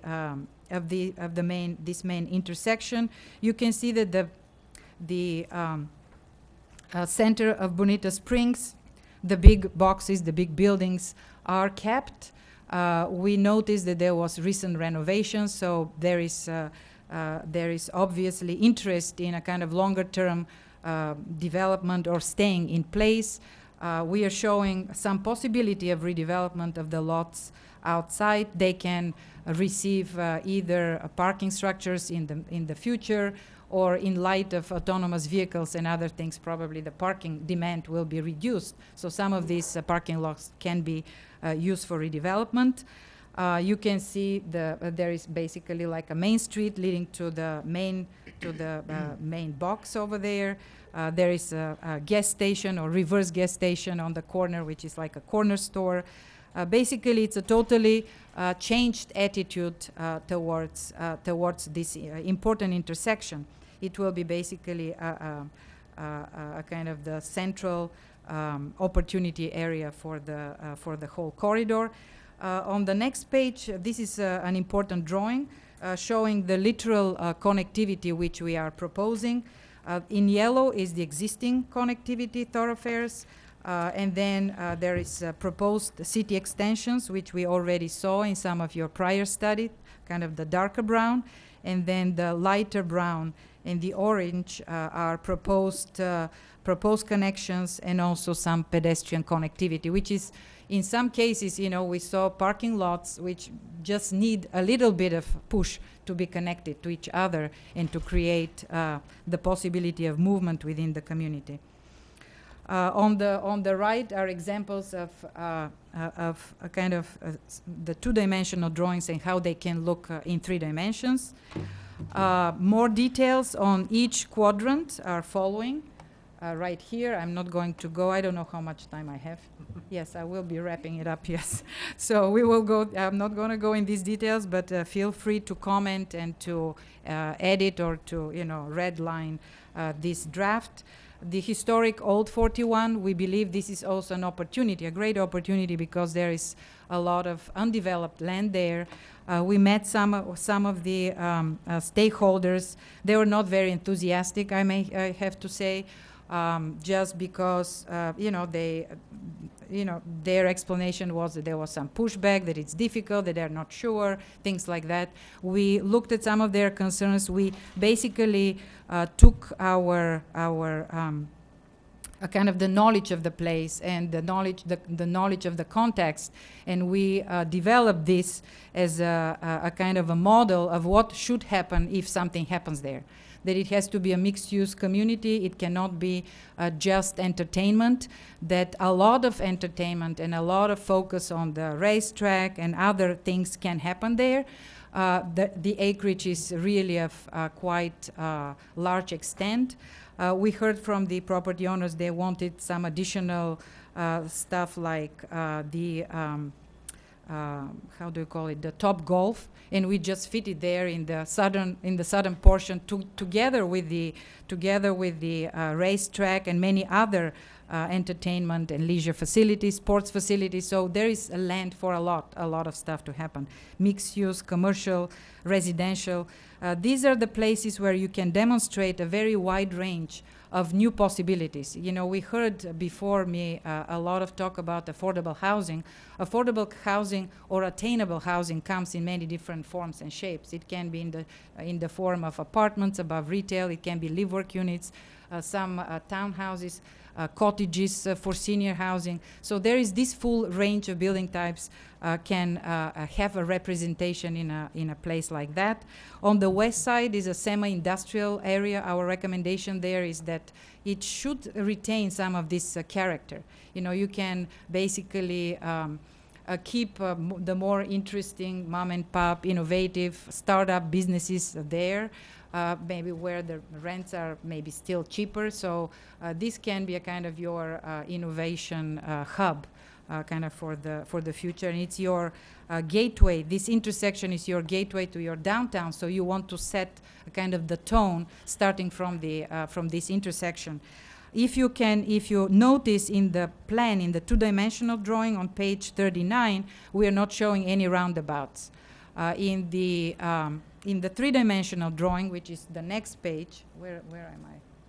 Okay, here. We kept the roundabout only at the main intersection, just because we wanted to leave it polemical. We agree that probably 3 roundabouts are too much, and people are concerned that they may be not necessary, that there will be too much traffic flow interruption. We believe that the main intersection, a roundabout still have a merit. We recommend that further study can be done by a traffic engineer. But because you have another roundabout north on 41, Old 41, people are beginning to understand how roundabouts work. And we believe that it can be a really nice gesture to your downtown, that you basically proclaim that there is something different at this intersection with a roundabout. The traffic actually flows better with a roundabout than with a traffic light. Usually we don't recommend it in highly pedestrian environments, but for a large, because basically the traffic flows uninterrupted. while pedestrian crossings are more difficult. So in this particular case, this is something which we would like still to have on the table for you to consider.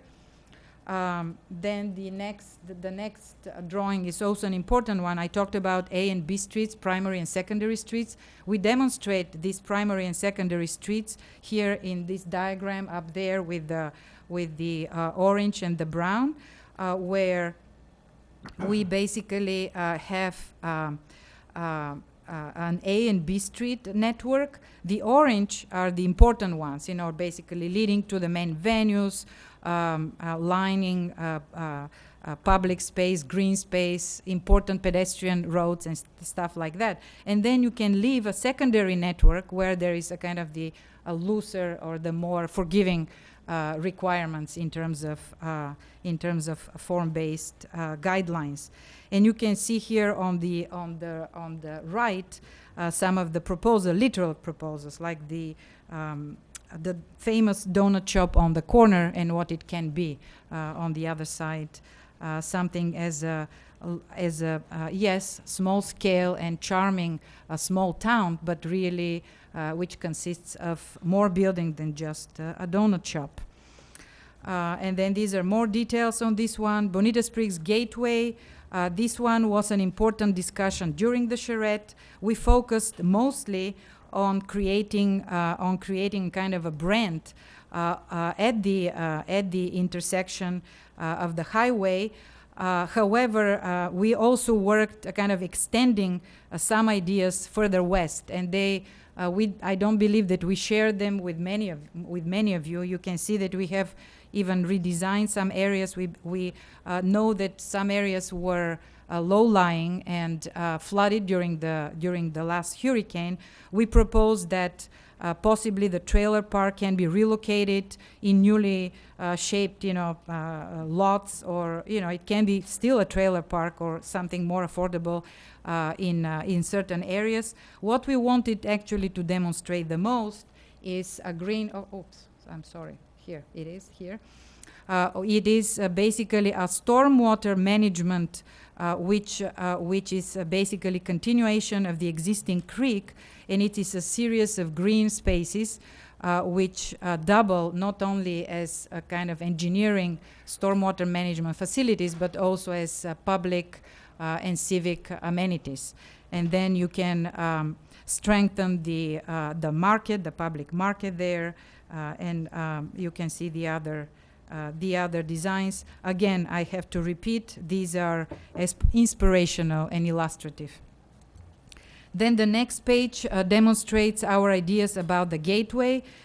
They range from a kind of roadside branding, whether it will be with sequence of lighting in the form and shape of dolphins. This was an early idea. You can see them on the left and lower right.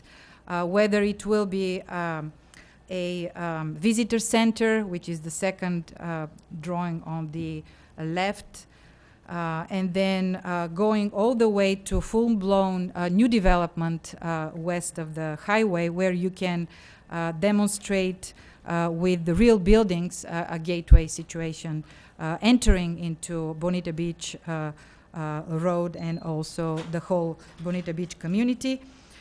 We added one other node or area of opportunity. We call it a neighborhood node. It is actually located in this quadrant. Its literal location is on Dean Street and Imperial Parkway. We met with the property owner, who basically came as part of the public open house, and he gave us a kind of his ideas, and we thought that it's a very interesting case study of how we can create a model for interior neighborhood or internal neighborhood mixed-use nodes. Basically, the idea is that you can assemble some existing buildings and incorporate them with a kind of additional smaller scale buildings, because we're talking here about keeping the quaint small scale, this will be a perfect model project where you can have a green with linear green with courts. We call them cottage courtyards or cottage court, where there is a cafe on the corner, maybe for the bicyclists which go along this route. They can stop by there. Maybe a bicycle store is right there or maybe a repair shop, maybe a recycling center. Maybe some live work units can be tucked in there right next to the cafe. So there is like a whole range of possible moves here, which can be applied in other locations.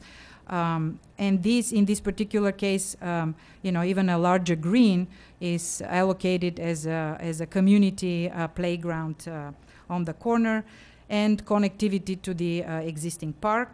So this is another possibility. And then the last one are the Eastern Bonita communities, where we actually left them alone. These are places where these are gated communities. We heard kind of loud and clear that they're not interested in connectivity or anything like this, and that's absolutely understandable. They have homeowners association.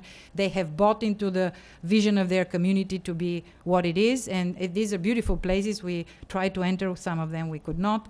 We heard also that there was a potential actually in one place, at least from a couple of the local representatives, for a potential for a local market. So we think that this lot, which is, I'm not sure what exactly the intersection is, but it's right there off of Bonita Beach Road, where you can create a temporary, a kind of a trial or a kind of a test whether a kind of a roadside, a smaller market can happen maybe once a month, maybe then once a week, or whatever the community requires. And we included a couple of examples from other places in Florida, one from Seaside, another one in Pinecrest. So this is basically the run through this first part of the first volume. Sorry. Outstanding. Is that all you have for us today? Is that it? Yes. That's all you've been doing in Miami all this time? Wonderful, wonderful, wonderful presentation. Council, what's your pleasure? Amy? Well, thank you for the presentation, and there's sort of specific things that I'd like to interact with you, but we don't need to do it in the meeting. I'll just get back to you. But you have so many good ideas here, and which one we would want to focus on. It might be helpful for you to, at some point, just give us what we call the low-hanging fruit, the things that we could do kind of to get us started in a very small way, because some of these things are just long-term things to tackle, and we don't even know if they're possible. I mean, they are aspirational, but I can anticipate Staff's some issues. recommendation was to allow us to work with Galena to create a list of short-term, Exactly. medium, Medium, and long-term yeah, goals. we'll do that. And those items that DPZ would be able to assist with, and there's some sort of scope associated with that, we would look at what prices that might be with that and bring those ideas back to you. And then we could look into next fiscal year to see where that makes sense. Right. And I would just add, not to wordsmith it too much, I'm sure it's the idea. Immediate, short-term, midterm, medium, midterm, and exactly. long-term. Just immediate, so people can immediately see results right yes, away, which is important to absolutely. build on the momentum of creating a vision together. Absolutely, we don't want to bureaucrat it up, but we have bureaucrat realities. So however that mixes. And one of the CIPs was the gateway, so we separately will be working with some ideas that DPZ had, because we do have that gateway vision that the mayor has, and provide some options for that as well. Right, wonderful. Laura, do you? No, it's great. It was really interesting and informative. I appreciate your time and effort, and it's wonderful. Thank you. And in lieu of a recent work session that we had, I'm going around the horn once, so they get one opportunity. Peter? Oh, is that what we're doing? Yep, one opportunity. Yeah, right. No, thank you. I just want to underscore one thing, and Galena said it 5 times. These are illustrative and inspirational ideas. I agree with that. These are not adopted ideas, only because we've had that issue before with respect to Tool, where people picked something up and said, oh my God, there's a big bridge you're going to go across the Estero Bay, or, et cetera. So this is not adopted. These are purely planning tools. Right.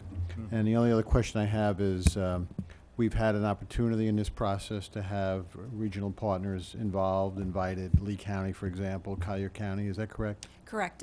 During the workshops, actually, Lee County did participate in the project as well. And then prior to the presentation today, I did contact the two administrators for both counties to make them aware that we were having this presentation today. We can also forward them an email link so they can share that with their staff. And once again, for them, these are not anything that's adopted. These are completely a great planning tool. illustrative planning tool. Thank you. Okay, thanks, Peter. Mike? I'm good. Thank you Okay. very much. Fred? The only thing I was going to suggest is, because this is a lot of good, outstanding material and ideas, that I would assume that when you're back doing the work on the form code for the old 41, that we can, Arlene will let us know when you're in town, so if we want to sit down and talk about one of these different things with you, it'd be possible. Yeah, We'll work through that. Actually, today is the kickoff for the downtown. So Galena has folks on the street right now taking photographs of the downtown and jumping right in. But Yes, you'll be will back do. some other times, I'm assuming. Yes, yes, Okay. definitely. So all she has to do is let us know, and that way if one of us has got a burning idea or question about something in the Yes. book, we can get with you. And I believe we can also communicate by writing, if that's possible, or a Skype, some kind of yeah, to just save the driving. All right. Well done job. Yeah. Thank you. No, absolutely. And, I always have fun with that word charrettes. But if you think about the last charrette that we did, we had media coverage here. We had a lot of interaction. We actually had multiple members of council in the charrette at the same time. So I think I disappeared or Fred left the room or whatever. But very, very productive. I know they're time consuming for you and your staff, but I would just encourage them and constant interaction as much as possible, Skype, telephone calls, whatever it is, but keep up the great work. Thank you. Thank you very much. Thank you. Thank Bye. you. Arlene, did you have anything you wanted to add or I think with that? we have consensus from council. We'll create some options and bring back. Wonderful, wonderful. Thank you very much. Okay, we're now going to move on to mayor and council member items. Item A is an update on the school resource officers. And this is my item, but as you can see there with the addendum, additional information regarding the SRO discussion. And I'd like to let Councilwoman Amy Carumba kick that off. And that's green sheet 18-06-0195. Amy? Okay, I just want to report that obviously I did attend the Board of County Commissioners meeting yesterday, and that was brought up prior to when I was given the opportunity to speak. But you see my message that I was delivered, and this was a message that was approved through the mayor and coordinated with Arlene, and thank you for all the help, to try to present our perspective. Prior to my speaking, Commissioner Kiker brought up, and I believe he said that he had attended either a 6-county or a 4-county meeting, and the topic of discussion there was SROs. And then he started discussion with the commissioners, and Manager Desjardins had his, as you may have read, or if you followed it on video, had brought his perspective on it, which obviously we disagree with. The commissioners reinforced their policy, all right? And then I spoke. So I was able to talk to some of the commissioners afterwards, and we basically came to the decision that we agreed to disagree because I wasn't going to get any further with that. In my opinion, I think that Bonita Springs and the other incorporated cities, their perspective has not been adequately covered or discussed, either in the press or probably with the staff at the commissioners, at the county, and also with the commissioners. So I don't know where we're going to go with this. Okay. Thank you, Amy. Mhm. Laura? Well, I mean, Amy did a great job. Peter, I also, thought your editorial was fabulous, and I think the commissioners have it wrong, and I think we all should pile on Kiker. Well, no, I appreciate that. And when you look at, and you try to put yourself in other people's shoes, And if I was, and this is one person, obviously, I'm the mayor, but I'm speaking as an individual, not certainly as a collective body here. But if I was a county commissioner and I was looking at this issue, realizing that the mayors and the incorporated parts of the county comprise 55% of Lee County, realizing that I'm a county commissioner elected from a certain district, a certain area, have to live and reside in a certain area, yet represent the entire county and get voted with the entire county. Realizing that I was in a minority, being 45% of the county, looking at the 55% of the cities and incorporated area that are vastly and predominantly donor communities, looking at, not to pick on anybody in San Carlos Estates, but a student that lives in San Carlos Estates, that's unincorporated Lee County, that may or may not go to a school, but likely goes to a school in Estero, or likely goes to a school in the city of Bonita Springs. And I'm trying to follow where the population is, trying to follow where the tax dollars are. I think I would look at this differently. I know I would look at it differently. That's easy to say, perhaps, because the shoe's on the other foot. But then I look at it and I back out. And even if I did not think that way or think differently about this, I know one thing.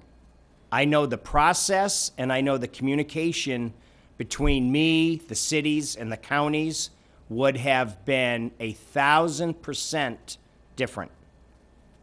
This is an issue that was kind of swept under the rug. It's now to play catch up and cover up on who said what, when to who, and sorry you didn't get my call, and sorry you didn't get my email. It could have been a lot better. I don't buy that for a second. It's all about friendships and relationships. But you know what? At the end of the day, it's about students. It's about their protection.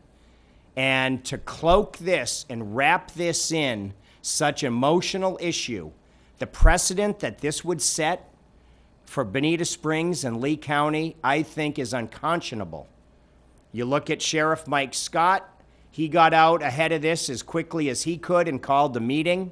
I've been in constant contact with he and Under Sheriff Carmine Marcino. They have been outstanding leaders on this, continued leaders on this. And when you look at the full discussion, the full text or texture of everything, trying to look at it from the opposite point of view, which believe me, I'm trying to look at, I know I would not have acted that way. Thank you. Peter?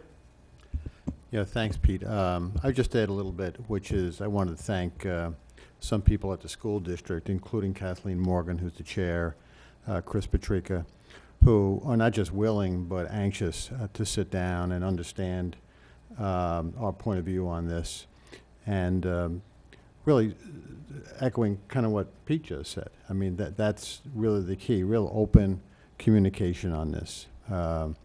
At its heart, there's been a lot of things saying, but at its heart, a lot of things said. But at its heart, it's very straightforward. There was a simple policy change by the Board of County Commissioners, which in the past covered this, and now it no longer does. And I think it would be good if people just continue to focus on that. That's our issue. It's the Board of County Commissioners' decision. And with respect, we disagree. Thank you. Thank you. Mike? Well, I mean, obviously, we haven't really changed our opinions on this. I'm in complete agreement. The school system is a county system. The sheriff's department is a county system. It should be taken care of at the county level. Our school system, we don't have neighborhood schools. They bus students all over the place, like you're saying. So it's not Bonita kids are staying in Bonita and we're paying to cover them. It's a county-wide thing, so it should be covered by the county. And they're trying to say that the cities need to be responsible for the ones that are in the city, and the MSTU is going to cover the unincorporated. I understand what they're saying, but it shouldn't be like that. It should just be, it's the county. So that's how I feel. Thanks, Mike. Fred? Yeah, and I have a little pass out. I had Ann work something up. To the mayor's great credit at the last meeting, I brought up the point that there was two sources of money in this. One was the school board and the other's Lee County.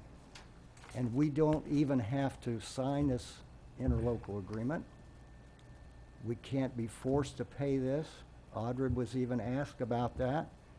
And all I'm showing you is that there's two sources of money here. Remember, the school board got $4.6 million from the state dedicated for this. If you just look at the figures I got put together, even the increase the school board gets in ad valorem this coming fiscal year times 10% is almost $260,000, which would make a serious dent in that $300,000 we're being asked to pay. So I think we should follow our sister city to the north and do what they're doing. And they're taking the approach of they're not signing the SR or the interlocal agreement. And I know there are outriders that are very outspoken, and it's strictly the county commission, but I think the majority of them don't quite view it that way. I think they think it's a problem that's between the school board and the county to resolve, and that's my point. Okay, thank you. Okay, council, is there anything else on that? Trying to stick to my rule to give us one pass at a recent workshop, but no, thank you, council, very much for that. Well, So, Mayor, Mayor, yes, I yes. have a question, I mean, and because I wondered, do we want to do anything more? Or do we want to take another tact? One of the things that was brought up in private conversations was the fact that the state legislation was ambiguous at best, and that there was an unfunded mandate coming in from the state. So I would not be against having as one of our legislative priorities for the state, our state delegation, to clarify that. Not that it's going to help our immediate problem right now, because I totally agree with you that this is one of precedent. And I really would like to know what kinds of services the Lee County considers core services, and to explore the percentage of our ad valorem taxes that goes to Lee County, that goes to Lee, to the sheriff's office. I hope it covers more than the jails, which is what was mentioned in the article. So what we see as a typical public safety service, and that frankly I think they wouldn't like it, but it seems to me that it should be an agreement between the school board and the sheriff, the public safety and agency. So we need a clarification there. And I don't know if you're interested in pursuing some conversations, formal conversations with the commission and maybe with the Lee County Sheriff and the school board, kind of in a joint way, because I agree we have not been communicated with in a very definitive and meaningful way. As far as I know, the school board never had a decision that this should be their policy. They never voted on it. And I'm not sure what happened at the Lee County Sheriff, because, we're not party to that. So there's a lot of questions here. Do you think it's worth trying to answer some of these questions, or should we just say we agree to disagree? That's my question. If I can, Peter. Yes, please, Peter. I just want to fill in a few blanks here. We have had extensive conversations, and I think they should continue to go on with the school district. Had a long meeting on Saturday with Kathleen Morgan explaining our position. Many conversations with Chris Patrica, who has been from the beginning on top of this. I don't want to speak for Peter. I know he's been in the meeting with Mike Scott and many phone calls back and forth. I agree with your overall point that continued thoughtful conversation, including with individual county commissioners, should continue to take place. One other thought, though, I would want to think about that legislative agenda piece, because that can be framed one of two ways and maybe a middle ground. One is, it's a mandate put down from the state, which is underfunded. There's another way to think of it, which certain legislators might think of, which I think is a legitimate point of view. It could be differences of opinion, which is what they did was recognize a necessity. We already have school resource officers, for example, in this county, and after Parkland, they recognize what they consider to be a necessity, which is an expansion of that. That probably should have happened anyhow, irrespective of what the people in the state legislature said. So there's one way of looking at it as an underfunded mandate. There's another way of looking at it as a recognition of a necessity, an expansion of protection that was already taking place, for which they gave some funding. But the funding for the school resource officer program in Lee County prior to that was all the high schools and all the middle schools. That wasn't coming from a mandate. So I'm just saying there's a discussion I think we need to have about that. Well, before. fine. I mean, but I guess what I'm asking, should we just stop here, or should we explore some of these other things? Yeah, well, no, and I would say, as I think some of you know, recently I was at a mayor's conference in Boston. I met the mayor of Parkland. I met a student that was at the Parkland shooting, very obviously tragic and unfortunate. And when I look at this, and I know all the hard work that everybody on council has done, and I look at so many things going on here, and I look at what's going on in Tallahassee with home rule, it really, to me, drills down on home rule and communication. So if we don't stand up for home rule now, which we continue to do, there continues to be a home rule grab in Tallahassee, and I say that with a straight face to my state legislator friends, and we've had that discussion. That's a statewide initiative for home rule. Obviously, in Tallahassee, every session, there seems to be home rule, home rule, home rule. Well, this is, I guess, within Lee County, a home rule issue, right? This is a home rule right here locally in our backyard. So to that end, I absolutely look forward to more discussions. I look forward to more action. I think Fred had a good recommendation. I would like to continue to work with our cities. I've been in contact with our cities. I know how they feel about it. It may not be 7-0 like it is on our council, on other councils, but I get a pretty good sense, probably very good sense, that the majority of the councils on the cities, individual cities, share our view. So to that end, I am absolutely about more discussion and figuring out what we can do here in the vein of home rule, cloak it, whatever you want to cloak it in, but this is unacceptable.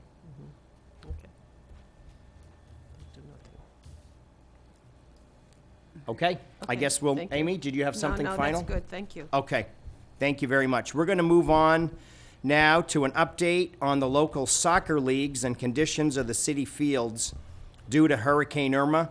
And this is an issue that I was really hoping I wouldn't have to bring up.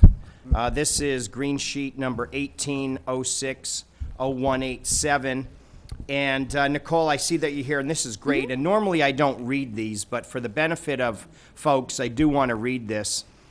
In October of 2017, staff met with representatives of the 2 youth leagues and the 1 adult league to discuss the need to close both soccer fields for 10 weeks in the summer due to damages incurred by Hurricane Irma and regular yearly usage. This year, due to the fact that Marnie Fields received significant hurricane damage, the Bonita soccer complex was largely overused. All 3 leagues and the new Bonita Springs High School were using only 3 fields.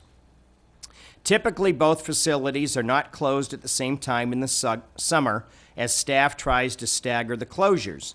But due to the amount of resod and repairs needed at both facilities, and in order to comply with the time restrictions of FEMA reimbursement, which is key to remember here, both facilities need to be closed for the entire 10 weeks of summer in order for the repairs to be done timely.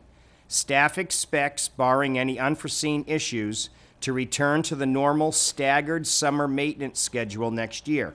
Additionally, the city's new agreement with the Lee County School Board provides for the city to use the Bonita Springs High School soccer fields next year, although it does not say that, once the facility is open and they are not in their high school playing season, which is approximately 10 weeks. This will provide more soccer field facilities in the city and will relieve some of the stress from the city's fields are experienced under current conditions. On June 4th, Mayor Simmons met with the representatives from the Casa Mexico Adult Soccer League to discuss alternative options for the summer soccer play. Staff spoke with Lee County Parks and Recreation in regards to use of Estero Park soccer fields. It was arranged for both the youth and the adult soccer leagues to play in the Estero Park soccer fields through August 1st, 2018. The county does not charge fees for children's play during the day, but there is a fee for adult leagues. Attached are invoices from the Lee County Parks and Recreation addressed to the Adult Soccer League. I would like to discuss with City Council funding opportunities to assist the Adult League with these fees. And maybe at this point, Nicole or Arlene, what you might have to add to this? Sure. We did put most of the information in the green sheet. Where we're at currently are both facilities are pretty much torn up and under repair at this time. I did reach out to Parks and Recreation Director for Lee County, Jesse Lavender, to see what we could work out and do for use of Estero Park facilities. They do have 1.5 fields there closed due to the hurricane, but their other facilities stayed open. So we did work out sort of an agreement on how we could do this. They did agree not to charge any of our children in the youth league, which is going to play on Wednesday nights, Wednesday evenings throughout the summer. So those they wouldn't charge, but they do charge for adults. And the adult leagues are playing on Saturday and Sunday throughout the summer for through August 1st. So there is a fee for that, which came out to, the invoices are $2,800.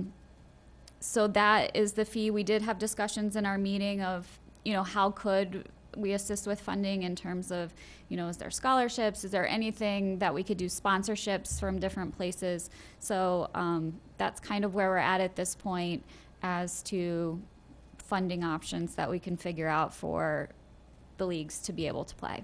Right, and I would even go so far as to, well, not go so far, but just to, we've explored why can't we keep half of Marnie Fields open and close half of it, resod it, and redo it?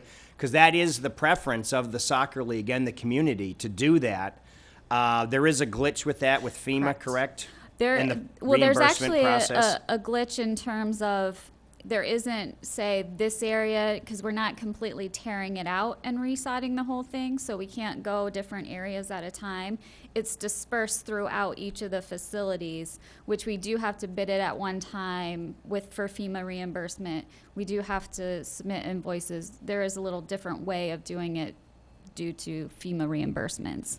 Right. Whereas typically what we would do is we leave Marnie Fields open and we just shut the soccer complex, do those repairs, and then we shut that one and switch them back and forth. So this is only due to this year of it being a hurricane issue and the significant damages that Marnie Fields suffered, whereas the soccer complex in turn had major overuse, which pretty much destroyed those fields as well due to overuse. So that's where we're stuck, and it's throughout, Right. so it's a problem with trying to stagger being able to do that. So the request is to approve the money for the adult soccer league, is it? Right. So moved. Second. I have a question. Sure. Yes, Amy. Because I'm trying to understand what the typical payment is for these soccer clubs. They pay something, don't they? I mean, they don't just pay for free, do they? Correct. For Play use free. of our facilities, both youth leagues pay $10 per player for the whole season. Both youth leagues have paid for the past season, which was August of 2017 through June 3rd. The adult league pays $300 a team. They have not paid the city fees at all this year. So their fees roughly come out to be about the same $2,800 to $3,000 that they pay for the whole season for the city, but we haven't received So that. that money is for both the regular season and the summer season, what they pay, Correct. $2,800? What we do is the agreement is for the regular season, which is mid-August through June 3rd. And then the summer is free because it's not regular league play, so it's just more fun play. So we don't charge any of the leagues, adults or kids, because both facilities aren't open at the same time. We only have one and one, so we don't charge them for the summer. So we have an outstanding bill due or something, or? Currently, yes, we do at the adult league. Can we just swap it, you know? That's a policy decision up here. You could say, not pay the city and use that money you were going to pay us to pay the county. That's always an option, but that is for you all to decide. Yeah, no, but when I say we looked at, I don't know what other options we could have looked at. We tried to split the difference. We tried to keep one field open, resod, look at the YMCA, look at everything, right? I don't know what else there was to look at other than to look at the East Coast in terms of letting, and when I say this, as you know, even the outreach committee last night, their preference is to stay at Marnie Fields and to not do any of this. They're used to going there. They're not, they're in favor of finding some soccer fields to play. Sure. When you look at this and Mike, this isn't to pick on you. I know you were in Orlando. I was just in Boston. Peter, you were just in New York. And if I've missed anybody else's travel plans, I don't mean to leave you out of the conversation. So many people in our community have the means or have the ability to get out of town and do different things, whether it's business or pleasure or a mixture of both or whatever it is. And being at the soccer fields as recently as 2 weeks ago, hearing from, I hate to call it the rank and file, but literally families and members, not soccer players, not, the organizers of the leagues, but just talking to mothers and children. They're like, Mayor, please work with us here. This is our summer vacation. School's done now. The kids want to get out of the house. The mothers and fathers want to get out. The community wants to get together. We don't have the ability to get out of town. We don't have the ability to go to private soccer camps, if you will. So believe me when I tell you, we've tried on this one, and believe me, if there's a better solution, I'm all ears. I really am. The only thing I would add is, I think this is an appropriate accommodation considering this settlement that has occurred because of Irma. Right. This is not no one's suggesting this is some kind of permanent thing. This is a unique situation Correct. Right. Just this having year. to do with that. That's why I feel differently about it. Right. Oh, absolutely. Like $2,800 and make their lives easier. They're going to have to travel to Estero and come back, as opposed to just playing where they otherwise would have played. Right. So there's been a motion and a second. Is there further discussion? Roll call, please. Mayor Simmons. Aye. Councilman O'Flynn. Aye. Councilman Gibson. Aye. Councilman Forbes. Aye. Councilwoman Carumba. Aye. Councilwoman Carr. Aye. Great. Just want to add one quick Yes. postscript, which is, Arlene and Nicole know this, but I've been starting to work. We have similar situation having to do with the baseball league, where 350 kids play and impacts of Irma, et cetera. But that's for another day. But I just want to alert council to that. No, absolutely. Thanks, Peter. Mayor, just to clarify, Yes, the Arlene. adult league will sign the contracts with the county, provide the appropriate insurance, and then we will have the invoice processed through the city. Okay, wonderful. Thank you, everybody. Thank you, Nicole. Thank you. And Arlene and everybody else. Okay, let's see. Where are we? Okay, an addendum. Discuss the Big Carlos Bridge project. Councilwoman Amy Carumba, green sheet number 18060192. Amy, I don't know where that. or Mrs. Q, as where you're that is. gathering No, your paperwork. I don't know. I don't have that sheet, but anyway, the point is that it's clear that the Lee County is proceeding to get on the MPO agenda some funding for the bridge. All right. And we could, there's a whole issue about that.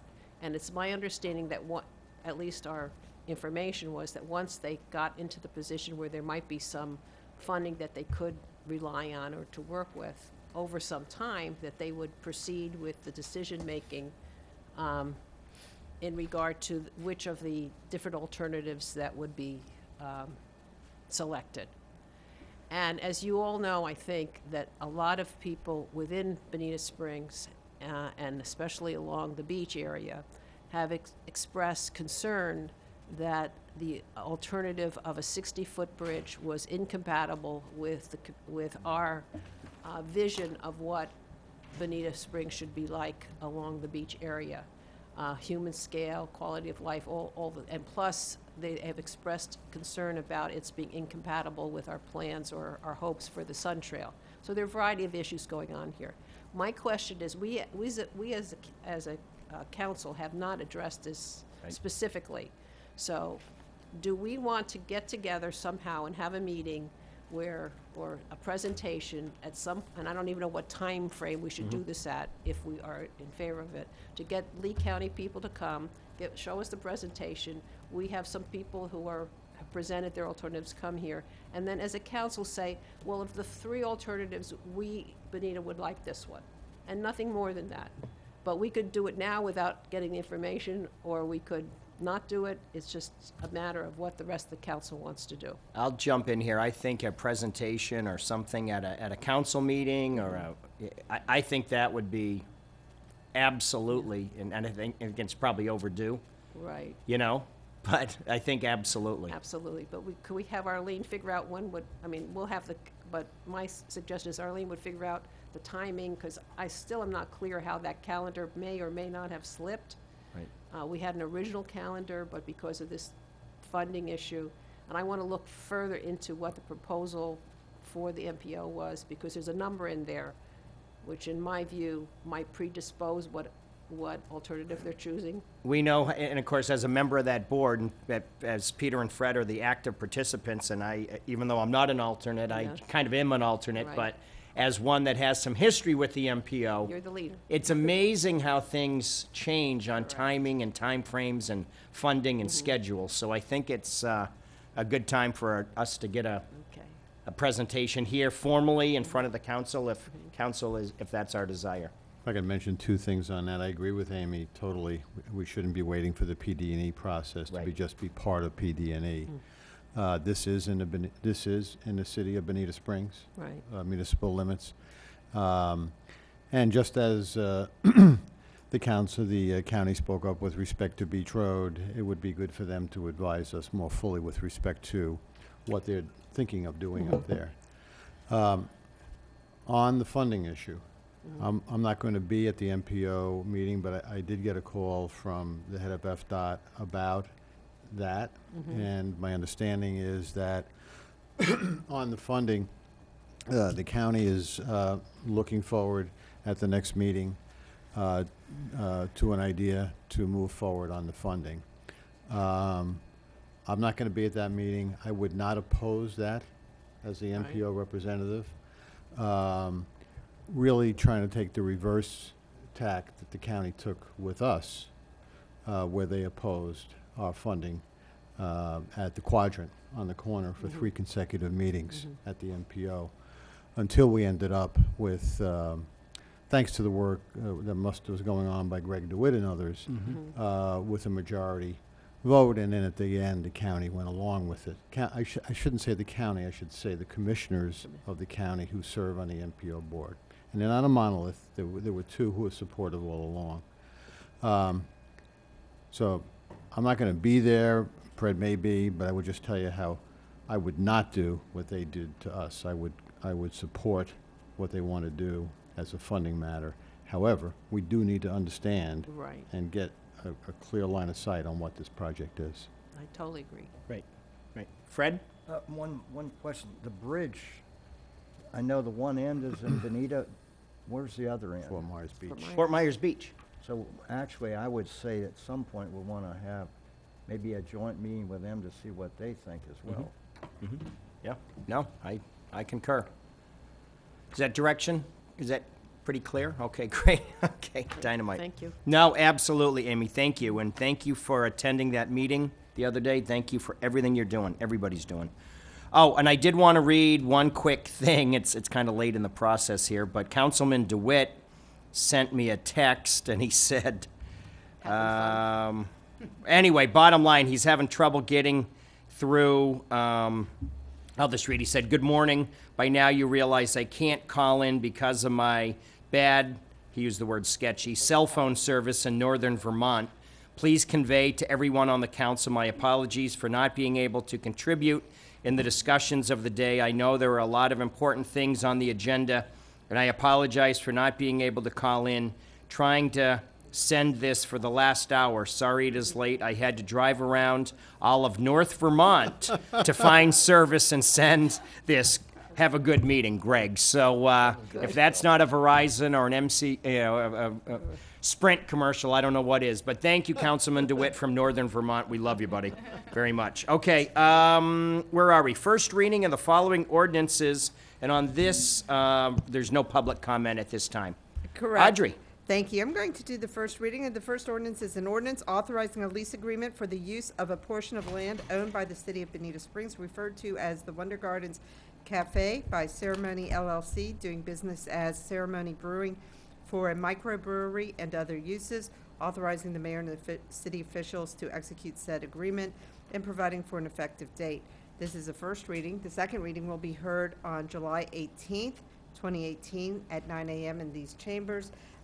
Just as a recap, the city charter requires that whenever we have a lease over $15,000, if we're leasing property, we are required to draft an ordinance. The draft lease that you have is just the first initial lease. It is still under negotiations, and it's anticipated we will have it done by the July 18th date. Okay, council? Two quick comments. It's meant to be a 5-year lease, is that right? Yes, sir. Okay, so without getting into the details now, I would suggest that, in this initial draft, there's some language under the base rent that seems to, or could be argued to be, putting them in a position where they have a right to an extended lease only on the issue of, and only negotiate the issue of the rent change. So just ask you to take a look at that. Okay. I mean, I think it should be clear that there's no obligation to, it's a 5-year lease, period. So no obligation to go forward past Well, that. I mean, it's fine to have an obligation of good faith to talk, but no obligation to extend it. Otherwise, it's not a 5-year lease. Okay. The second thing is, once again, not get into all the words, but the way the assignment provision works, it seems to say they can't assign it, but then in the second sentence, it's basically got a provision where functionally they can.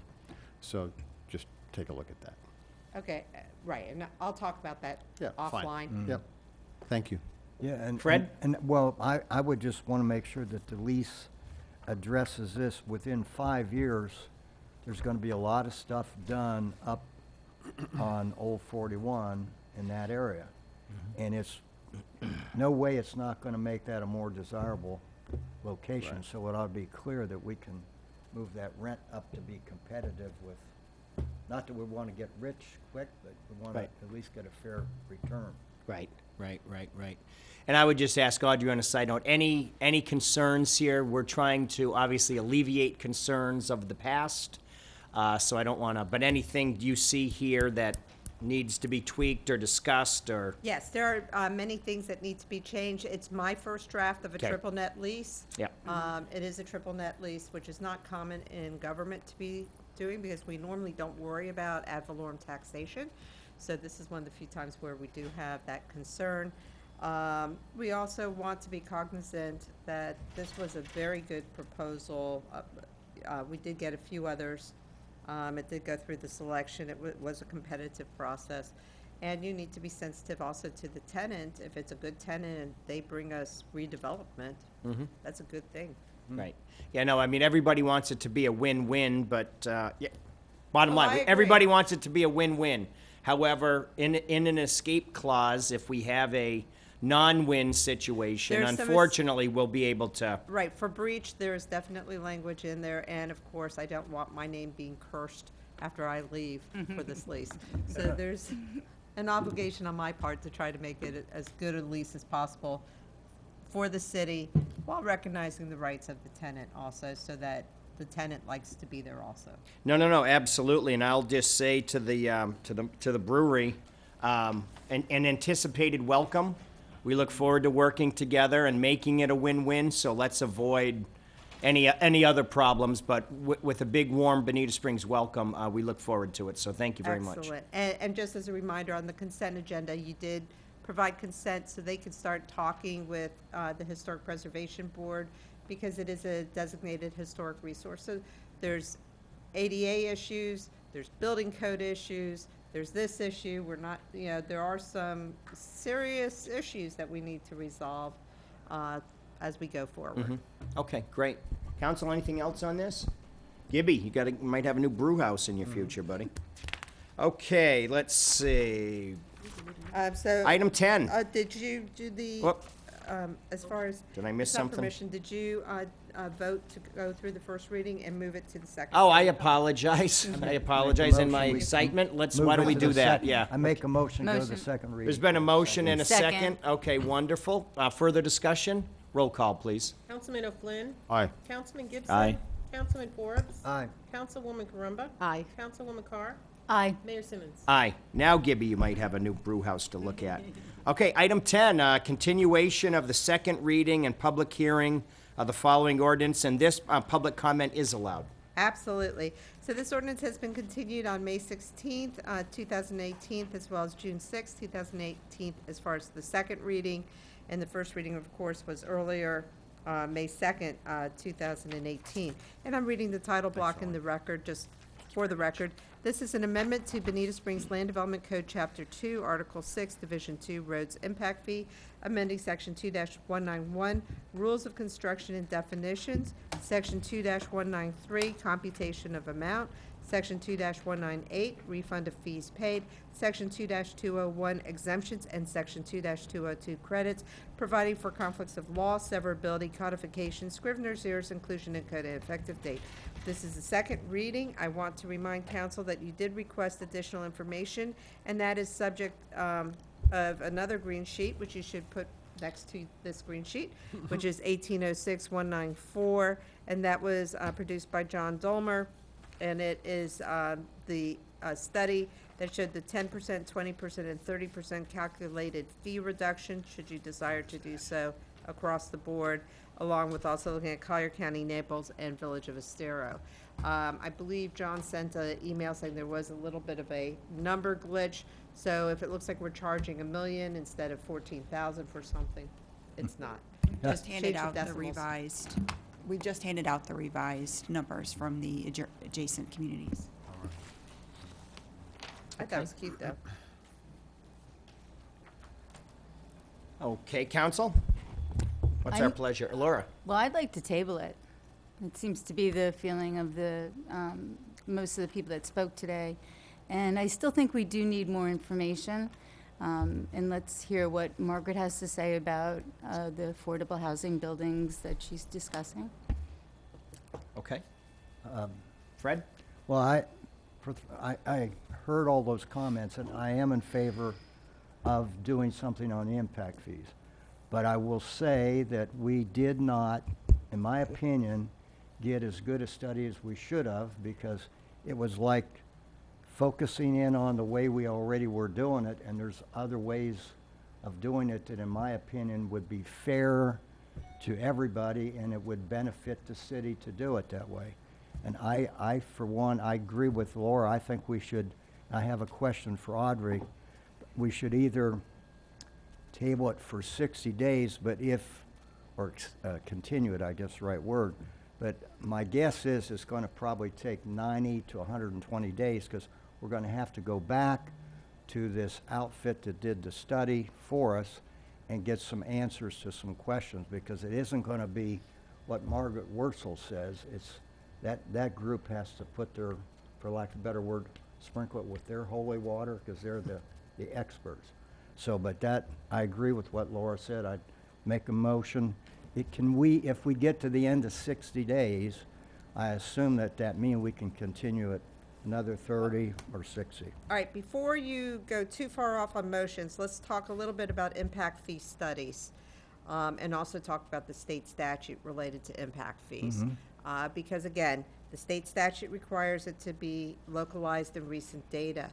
Duncan and Associates was the entity we utilized, and in April, at both your April 2nd and your April 16th meeting, council heard from Clancy Mullen. I believe he didn't show up for the April 16th, but he provided the revised Yeah. study, and there's the email and the additional communication. Way before he ever started the study, he asked the then city manager, do you want us to follow the traditional format, or do you want something different? We said follow the traditional format, which makes sense. It's an accounting study, so it's, I don't want to say garbage in, garbage out, but it is whatever data is provided, they can do a study from. If you are asking for this to be revised and to do something totally different, there would need to be probably a change order to the study. I'm giving a look to Arlene to make sure she understands the scope. We probably need to do scoping, bring that back to council. If you want to go forward with that, I don't know if there was any additional room in the budget with the study, and then afterwards proceed. That's a lot of study time that you're asking for on this. And I just want to point that Yeah, out. and I appreciate that, and let me just say this. And I'm not being critical of our former city manager, but I think we should have had more discussion, and we should have had a discussion first on what other kinds of ways you can charge and collect the money for the impact, namely in the residential. There's been several other proposals, and from what I can find out, there are other cities and locations that are using some of these where it's either based on a square foot price for the impact fee. Another one is you could go on the price that it actually is worth at the time it's sold. There's a lot of these things and I think that's fair. And the point that was made that, you know, a place that's only 2,000 feet on Hickory Boulevard would, if you go on price, is going to get you more impact fee. And guess what? What's one of the biggest, most congested area we have in the city? Hickory Boulevard. That's great. So I think, I'm not saying we should do it, but I think we should see information on it. And if we have to go back to this guy that did that study and amend his contract and give him a change order, that's fine. I didn't realize there were these other ways, and I'm sure most of you weren't. Some of you probably were, but many of us were not. And I know I've had from people that I respect urging that we at least look at this, and I think we ought to take the time to do it. Great, thank you. Amy? I think there is a confusion about what an impact fee study does. And it's supposed to evaluate the number of trips that is generated by the identified use. And we contracted with a company who had a very good reputation, and other people have used it, to revise our impact fee schedule using, I think, accepted principles of how they calculate them. When we got the answer, many of us didn't like it, all right? And the things that we are talking about today, I don't think is appropriate for impact fees, studies or otherwise, or implementation, because the discussion is about social policy, whether lower income housing in particular should have a different impact fee based on the fact that they are lower income, whereas impact fees for roads are based solely on the number of trips. So if you're telling me that people who live in lower income houses has a different trip generation than people who live in more expensive housing, I don't see how that could be possible. So even if we delay this or whatever we want to do, I think we have to clarify about what we're doing here. And I also think that there's probably a two-step process where if we adopt this professional recommendation, we could say, we're only, and then we have a secondary event where we say, we're only going to do 20% of it. But it has to be across the board, because all we're doing is saying, have this growth pay for development. And one of the problems that we have is both a good thing and a bad thing, is that we are moving in a direction where we want what's called complete streets. Whereas before, road impact fees would just pay for the road, basically. Now we want to have them pay for the road, put the, the multimodal thing and all this stuff. So it's not surprising that the impact fees that came out of this study are higher than what they were, because the cost basis on which the whole formula is calculated incorporates a much broader idea of what the road impact fee is supposed to do that. So before we talk about all this stuff, I think we either have to get, maybe I'm wrong, but I'd like to be re-educated if the direction that I'm thinking is incorrect, that there may be laudable things that we're trying to do here, but I don't think we should be doing it through the road impact fees. It's use. It's basically use for development. That's what we're doing. We're misunderstanding what's going on here. Mr. Mayor, Fred? and then I think we ought to just vote on this. Number one, Excuse you me, didn't hear me excuse say me, excuse me, affordable housing. Excuse me, I think there'd be an opportunity to comment. Yeah, Thank you. absolutely. Thank you. Okay. Yeah. I did not tie this to affordable housing. Jesse Purdom did. I said residential housing, and if other cities are able to do it with these other manners, which I think would be better and probably get us more money in a fair way, I'm for at least looking at it. And there are other locations that do this differently, and what I said was residential. Now, I suppose you might apply it to some of the other stuff too, but that's the thing that I was most interested in. But Okay. I'm not focused on affordable housing. So. Pete? I think, so we've had iterations of this and questions have been asked. I think Mike asked a question about was it gas stations or movie houses or whatever, and we had iterations of that, came back. I think if there's a specific, I would suggest to Fred, if there's I'm hearing it, I think, if there's a specific concern he has, I think I'm hearing it has to do with square footage of houses or something like that. What I'd like to do is have him bring that forward at the next meeting, which actually is in a month. It's not, rather than just say we're kicking this, way down. In other words, let's just progress and deal with the issues we're concerned about. And let's try to do it. I would agree to do that, and furthermore, I'd like to see us reach out. I think John Domer can do this, pick up where some of these other types of systems are used. On that So- issue? Yes, right. Okay. So we can all look at it. All right. Second thing is, so on the affordable, attainable housing, I've spent some time on that. I've sat down with Habitat and talked about it. We've talked about pilot projects on Cape Coral. And essentially the path forward on that is correct, I think, with what Amy says. You don't do social engineering through impact fees, because then you just expose yourself to lawsuits with respect, or corrections with respect to the impact fees. So you deal with the affordable housing and other social appropriate issues separately. So I had a great chat with Kitty Green and Vince Monterelli at Habitat, talking about certain things that they would suggest. But these would, and I happen to think they make sense, but those are for the next step that could come quickly after we adopt, in terms of doing something else that's appropriate for attainable or affordable housing. And the only other point I'd make quickly is, we're not, Margaret Worsley's not going to walk in here, whatever it is, in a month with the answer, as you're implying, Fred, to attainable, affordable housing. If we're waiting for that, we might as well just say we're going to kill this thing. And you're not saying that, No, because absolutely not. that is not going to happen. No. If Bonita could solve that issue in 30 days, we'd be, all kinds of issues having to do with what do you mean by it, who's it for, what's Lee County doing, et cetera, that we should move forward on, but I wouldn't tie that ball around this It's thing. not tied at all. Okay. Okay. And Mike, sorry.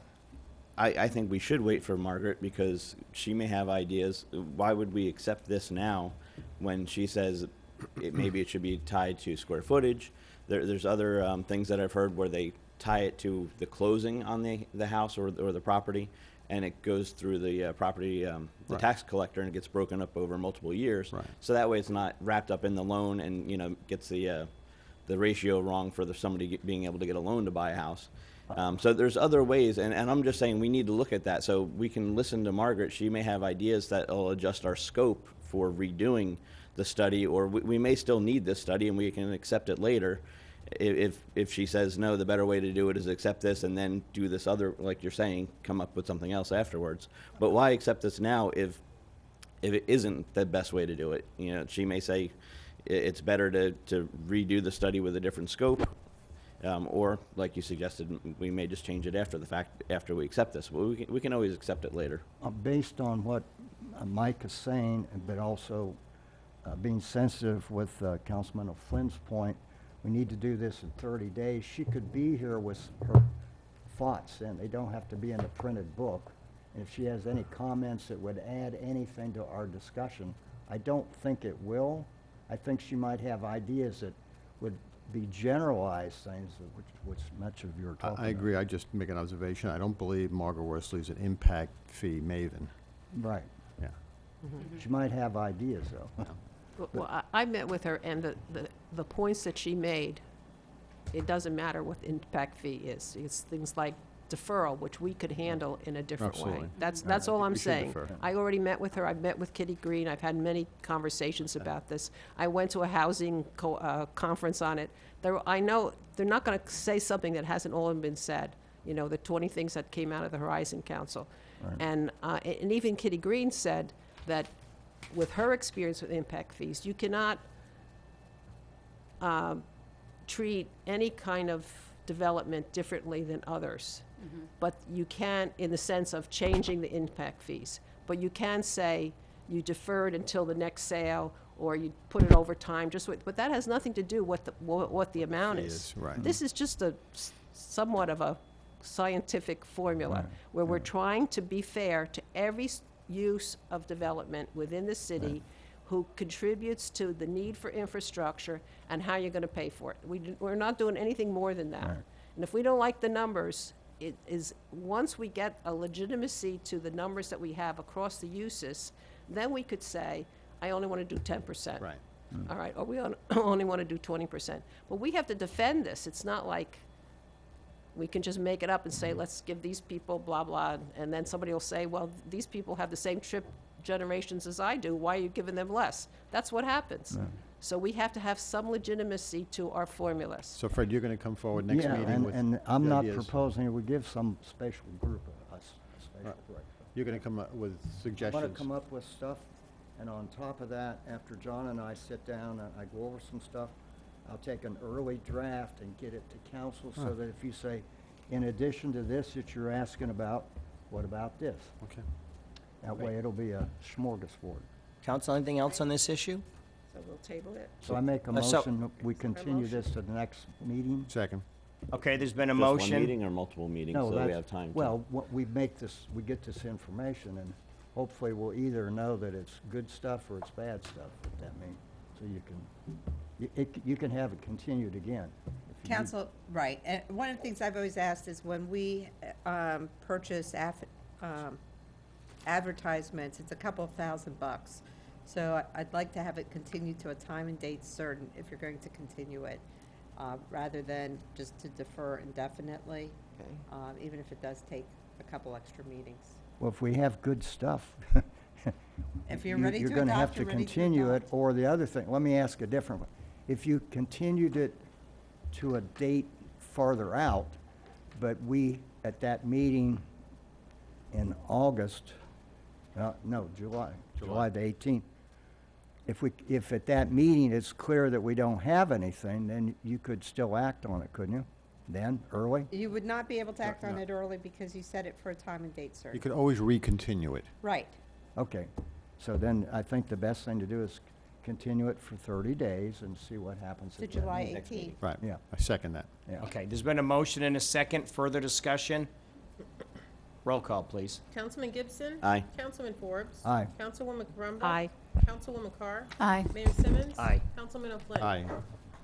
Okay, I- moving right along, Audrey. And as I understood the direction, it's continued to July 18th for Councilmember Forbes to work with Mr. Dolmer to see if they can get more refined data and analysis, so we can bring that back to council and go forward with this ordinance. And if not, more additional direction will be received on July 18th. Okay, thank you, Audrey. Okay.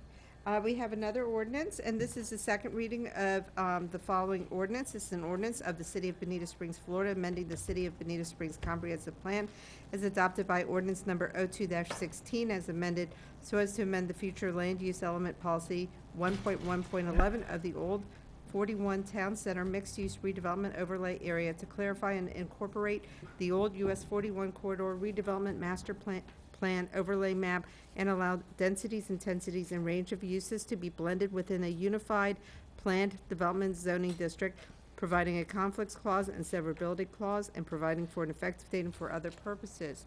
I do not have the affidavit of publication. It has not been received yet by Community Development. The clerk and I will receive it when it does arrive by Community Development. They did not receive it yet. I do have a proof of the advertisement, and Ms. Genson has advised that it did run in the June 14th, in the June 14th, 2018 news press. And with that, Mr. Theriak and Mr. Dolmer, if you'd like to proceed. Have the applicant go first. Good morning, Council. For the record, Ryan Binkowski with Waldrop Engineering on behalf of the applicant. We do not have any further presentation today. We're here to request approval for the language that we've resolved with staff and then through the LPA hearing as it's been presented to you. We'll be here for any questions as needed. Great, thank you. And Council, you received the memorandum from my office on Friday with a copy of the LPA's findings and revised ordinance. Peter, do you have something? No, I'm just, that's, what is staff's recommendation? I guess you're going to talk about it. Yes, sir. All right, this is essentially the same presentation I gave you at the first reading. I just wanted to walk through it real quickly. It's been updated to include the LPA hearing, but. Some typos in it, did you? That was the other. Yeah, right. And It's for me to unfortunately- check and you to find out, Delmer. Just remember that. Yeah, well, for that spreadsheet, I finally had somebody else do it that All right, buddy. was much more competent. This is kind of where we are. This is the flow chart of what's happened and where we are today. This would be, if you choose to, you would be adopting the proposed text changes with amendments, and this would be the last time you would see this comprehensive plan application. There is a subsequent zoning application, so you are not done with this project yet. It will be coming back to you in the following meetings. These are the areas that we are looking to modify, and we outlined these at the last hearing and had a little bit of a discussion on those.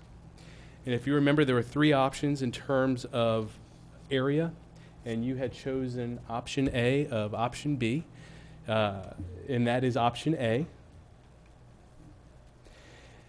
And so this gets into the Terry Street subdistrict in terms of what the standards are being proposed. As you can see, we'll be looking at the 20 units per acre and the 0.5 FAR that will be able to be applied or requested for across the entire site. This is the one of the last items of discussion.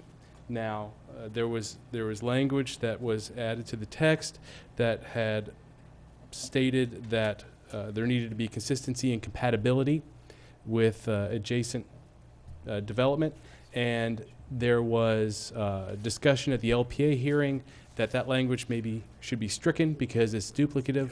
The LPA recommended to remove that policy. However, in that discussion, there really was not a specific policy where they had identified incompatibility or inconsistency with the comprehensive plan.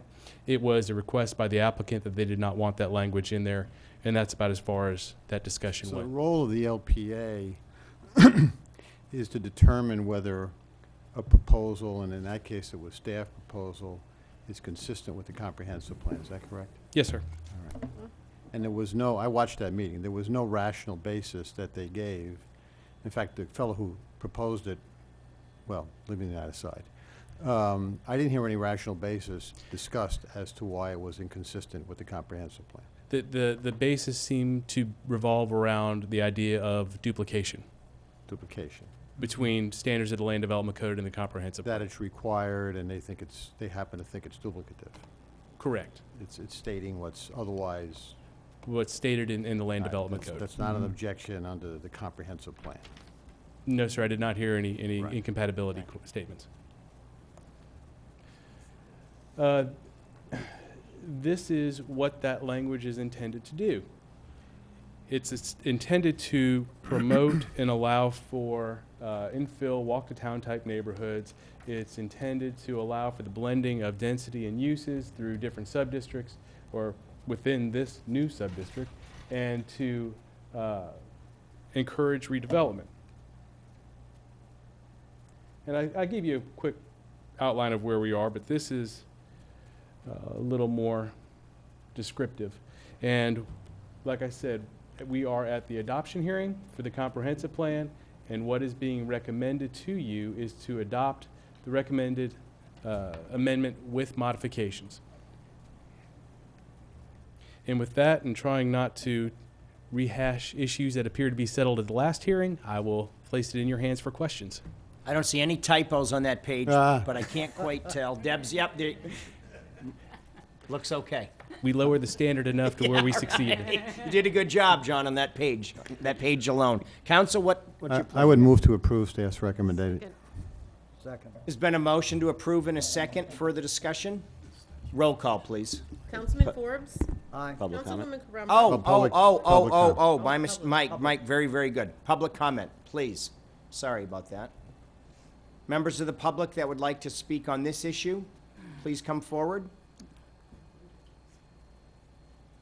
Hey, John. Mayor, Council, for the record, John Pano, Bonita Springs Downtown Alliance.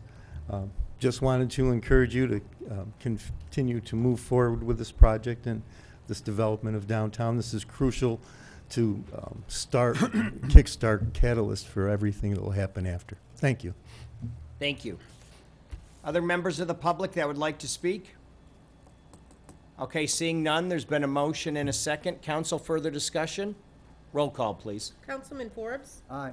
Councilwoman Caramba. Aye. Councilwoman Carr. Aye. Mayor Simmons. Aye. Councilman O'Flynn. Aye. Councilman Gibson. Aye. Great. Thank you very much, Mike. Yes, Audrey? Mr. Theriak is being excused for today unless you guys have anything else for him? Get north of Part of Tampa this. unscathed, young man. No, we Stop still at have, 3 we still o'clock. have meetings Oh, here. okay, okay, all right. Thank you. Thank Thanks, you very Dave. much. He gets to leave you guys. Not us.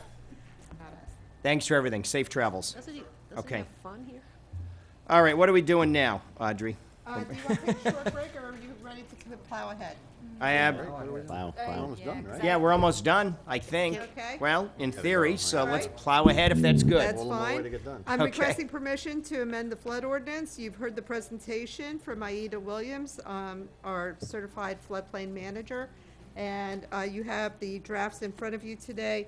Remember, in addition to the draft, you also have sampled non-conversion agreements. Again, we don't need your decision at this point, and it doesn't alter or change in the ordinance, but eventually it makes a difference in our CRS, community rating system, a 30, 60, or 90 point difference, depending on which agreement you choose for enforcement of your flood ordinance.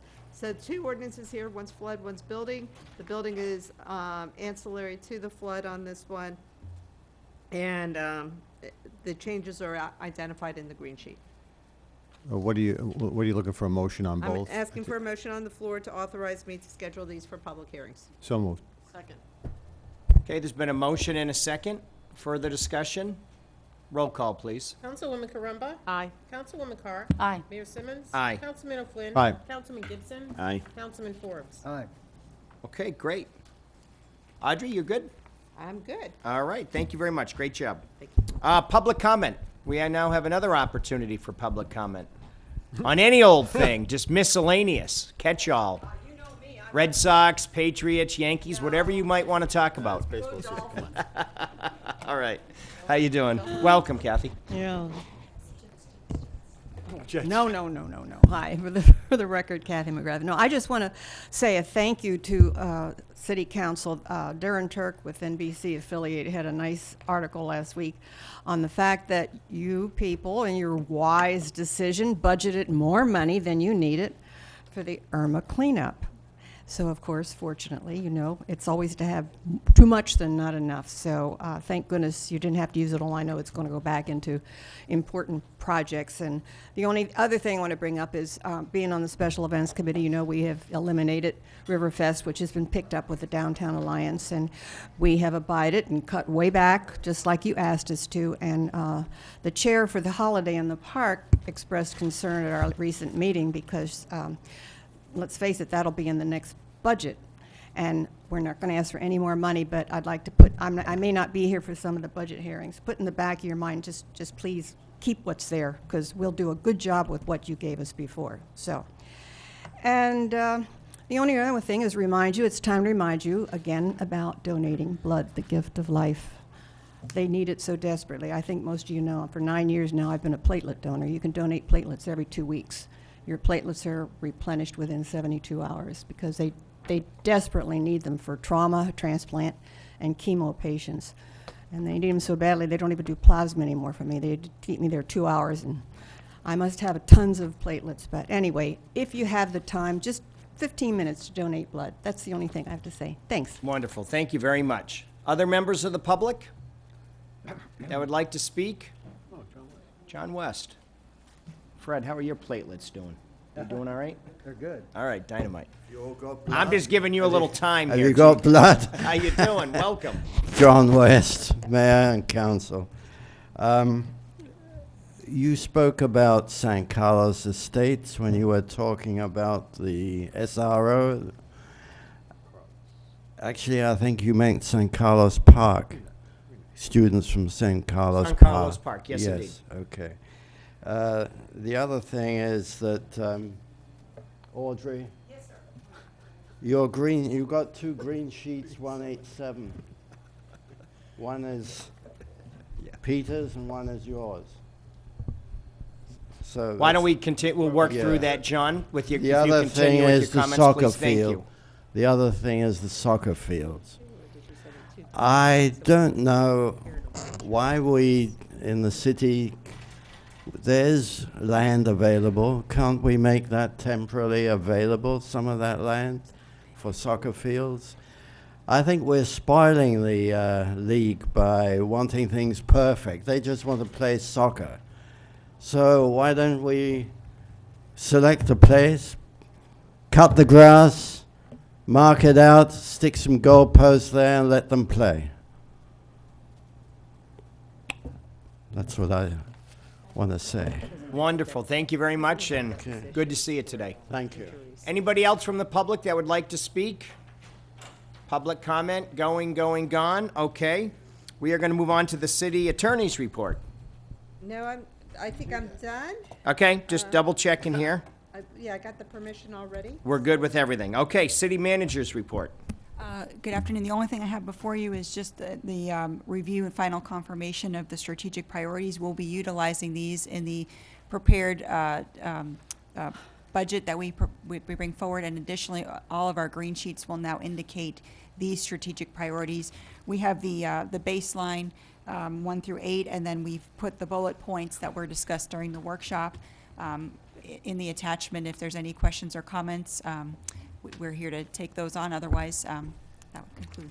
Okay, council, Amy. I just want to thank you. You've fleshed it out perfectly, and it seems a lot simpler when you look at 1 through 8, but when you have all the bullet points, we know what a great, an awful lot of work we have to do, and I appreciate in advance all the effort that the staff will make to execute some of these objectives. We'll also be preparing a document. It was referenced in the workshop, similar to the former city manager, Gary Price, had a running document. We're going to looking at that document, also looking at the previous documents we've had, combining that, and so that we look at providing information based on the strategic goals, and then per the department addressing those issues, and so that we would have a recent update. We'll be looking to send a draft to you all to look at what a draft document would look like, and then we could periodically update that as well. That's a great, was that was Gary's thing on any individual project that registered everything that was done? Yes, So you could go back 10 years.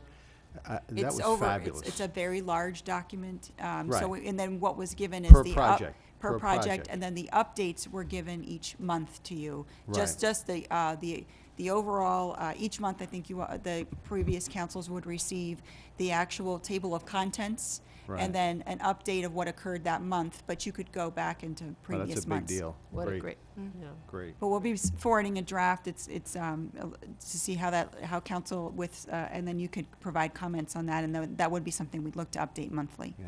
Great. Thank you. Thank you. Council, anything else on that for Arlene? Okay, thanks, Arlene. No, other than to thank Arlene for everything, she's drinking from a fire hose right now.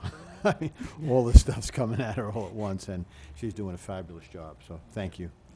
No, absolutely, and I just, but Arlene and I had a conversation the other day when I couldn't make the meeting, Peter couldn't make the meeting, and she sent out an email seeing who could attend and speak at Lee County, and Mrs. Q stepped up. Amy, thank you very, very much, but it was just kind of a side conversation. I said, you look at what we're doing with diversity and outreach and so many other great things, and Bonita Beach Road and visioning studies and, trying to get clean water and working with other leadership. But I said, when you look at, we've never had really a big presence in terms of female representation, right?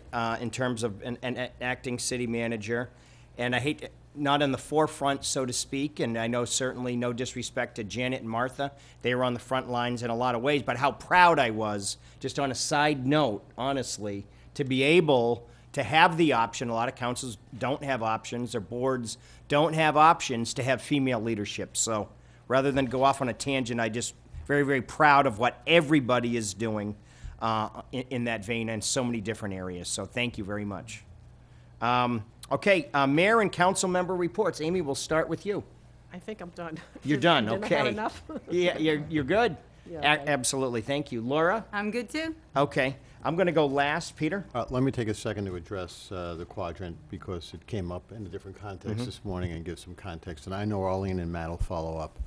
So I won't go back 2 years. You guys know what we've been doing. But more recently, meaning so many months ago, when we talked about this some, but I wanted everybody to be clear on this. It's all good news. That when we went to L.K. Nandum, who's head of FDOT for our district, he gave us ideas, meaning Matt and I. And the idea basically was to get the quadrant on the long-range traffic plan at the MPO. There was $0 at that point. So we went through 3 meetings of the MPO, and I'm not going to go through all the gory details again, but we had certain people objecting to that, and that was federal and state money. It's not county money. But at the end, thanks to all the hard work of a lot of people, we ended up with approval, so that is in there now. All right, so that's whatever it is, $13, $14 million. The other thing to know is that, so there's a process that goes with that money. It is a PD&E process. And I can tell you that whatever you define cooperation, it's beyond that FDOT is giving us within their required processes to move that forward. And there are things that they're doing right now that I don't want to call them exceptional, because I don't think they're looking for accolades here, all right? But they are working with us to advance that process well beyond what you would normally see in a normal bureaucratic fashion, thanks to their professionalism. And the way it's been structured is we have ideas with respect to our quadrant plan. They're building on those ideas, and they will be looking more completely at the intersection. So they could have other ideas for the intersection. Now, among the many things Galena talked about this morning was the word context-sensitive solutions. That is a huge deal, huge deal. It's just, 3 words, but it's a huge deal. That's what FDOT District 1 is saying and what they said at the MPO with respect to solving this corner. That means no flyover, all right? And because there were certain people, once again, not to be named, well, you have to look at a flyover. No, because we believe in context-sensitive solutions. The context means honoring the will of the past votes, wasn't a majority, but the last city council and this city council. So they have ideas that are, will have ideas that we welcome. I'm sure Matt welcomes in and John De Palma as well, with respect to perhaps even doing better with respect to that intersection. But we don't see a conflict there. We see a collegial working relationship with FDOT District 1. So Matt and Arlene can fill you in on more details about alignments and all of that. But I think it's important for people to realize that's the relationship we have, and we're blessed to have it. No. They're not looking for thank yous. And they're professionals who want to be viewed as properly what they are, which is professionals doing their job in their district. Right. So. Yeah, thank you. Mike? I'm good, ready to go. Fred? Just briefly, tomorrow I'm going to be meeting with South Florida Water Management out at Worthington to talk about, not Worthington, but that ditch and Logan Boulevard. Matt Feeney's going to be with me. I'll write you all up a little summary of the meeting. But I'm finding the same thing with South Florida Water Management that you've been reporting with FDOT. They're workable. They're trying to help us. Do they always give us what we want? No, but we're getting more things than we got in the past. So. Okay, great. Thanks, Fred. And a couple of quick things here from me. First thing I'd like to mention, I see Carol Green here, so thank you, Carol, for being here today. I'd like to, couple of items that I'd just like to mention here in the public. I'd like to have for our next meeting on an agenda item, a discussion of our legislative priorities. I want to out front early, full motion, pre-hearings, pre-conversations, matches, all these things that we need to do. I'd like to just start to talk about that at our next meeting and see where we go from there. And also at our next meeting, and I know there's 2 council members here that are ready for me to stop speaking. There you go, because they have to get going. And I heard it here again today. I'd like to also put on the agenda for next meeting a discussion about moving this meeting, these day meetings, to the evening. I'd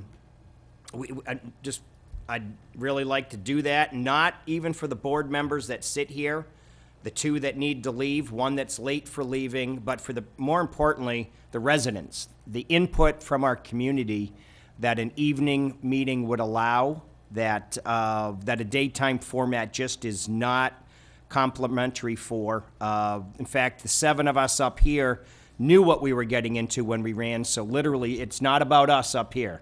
We're not at all, but the 50,000 other folks that might be working or otherwise detained during the day. So I'd like to have that discussion at the next meeting as well, or when it seems appropriate, Arlene, on the agenda, given what we're looking at there. So thank you, team. Great work.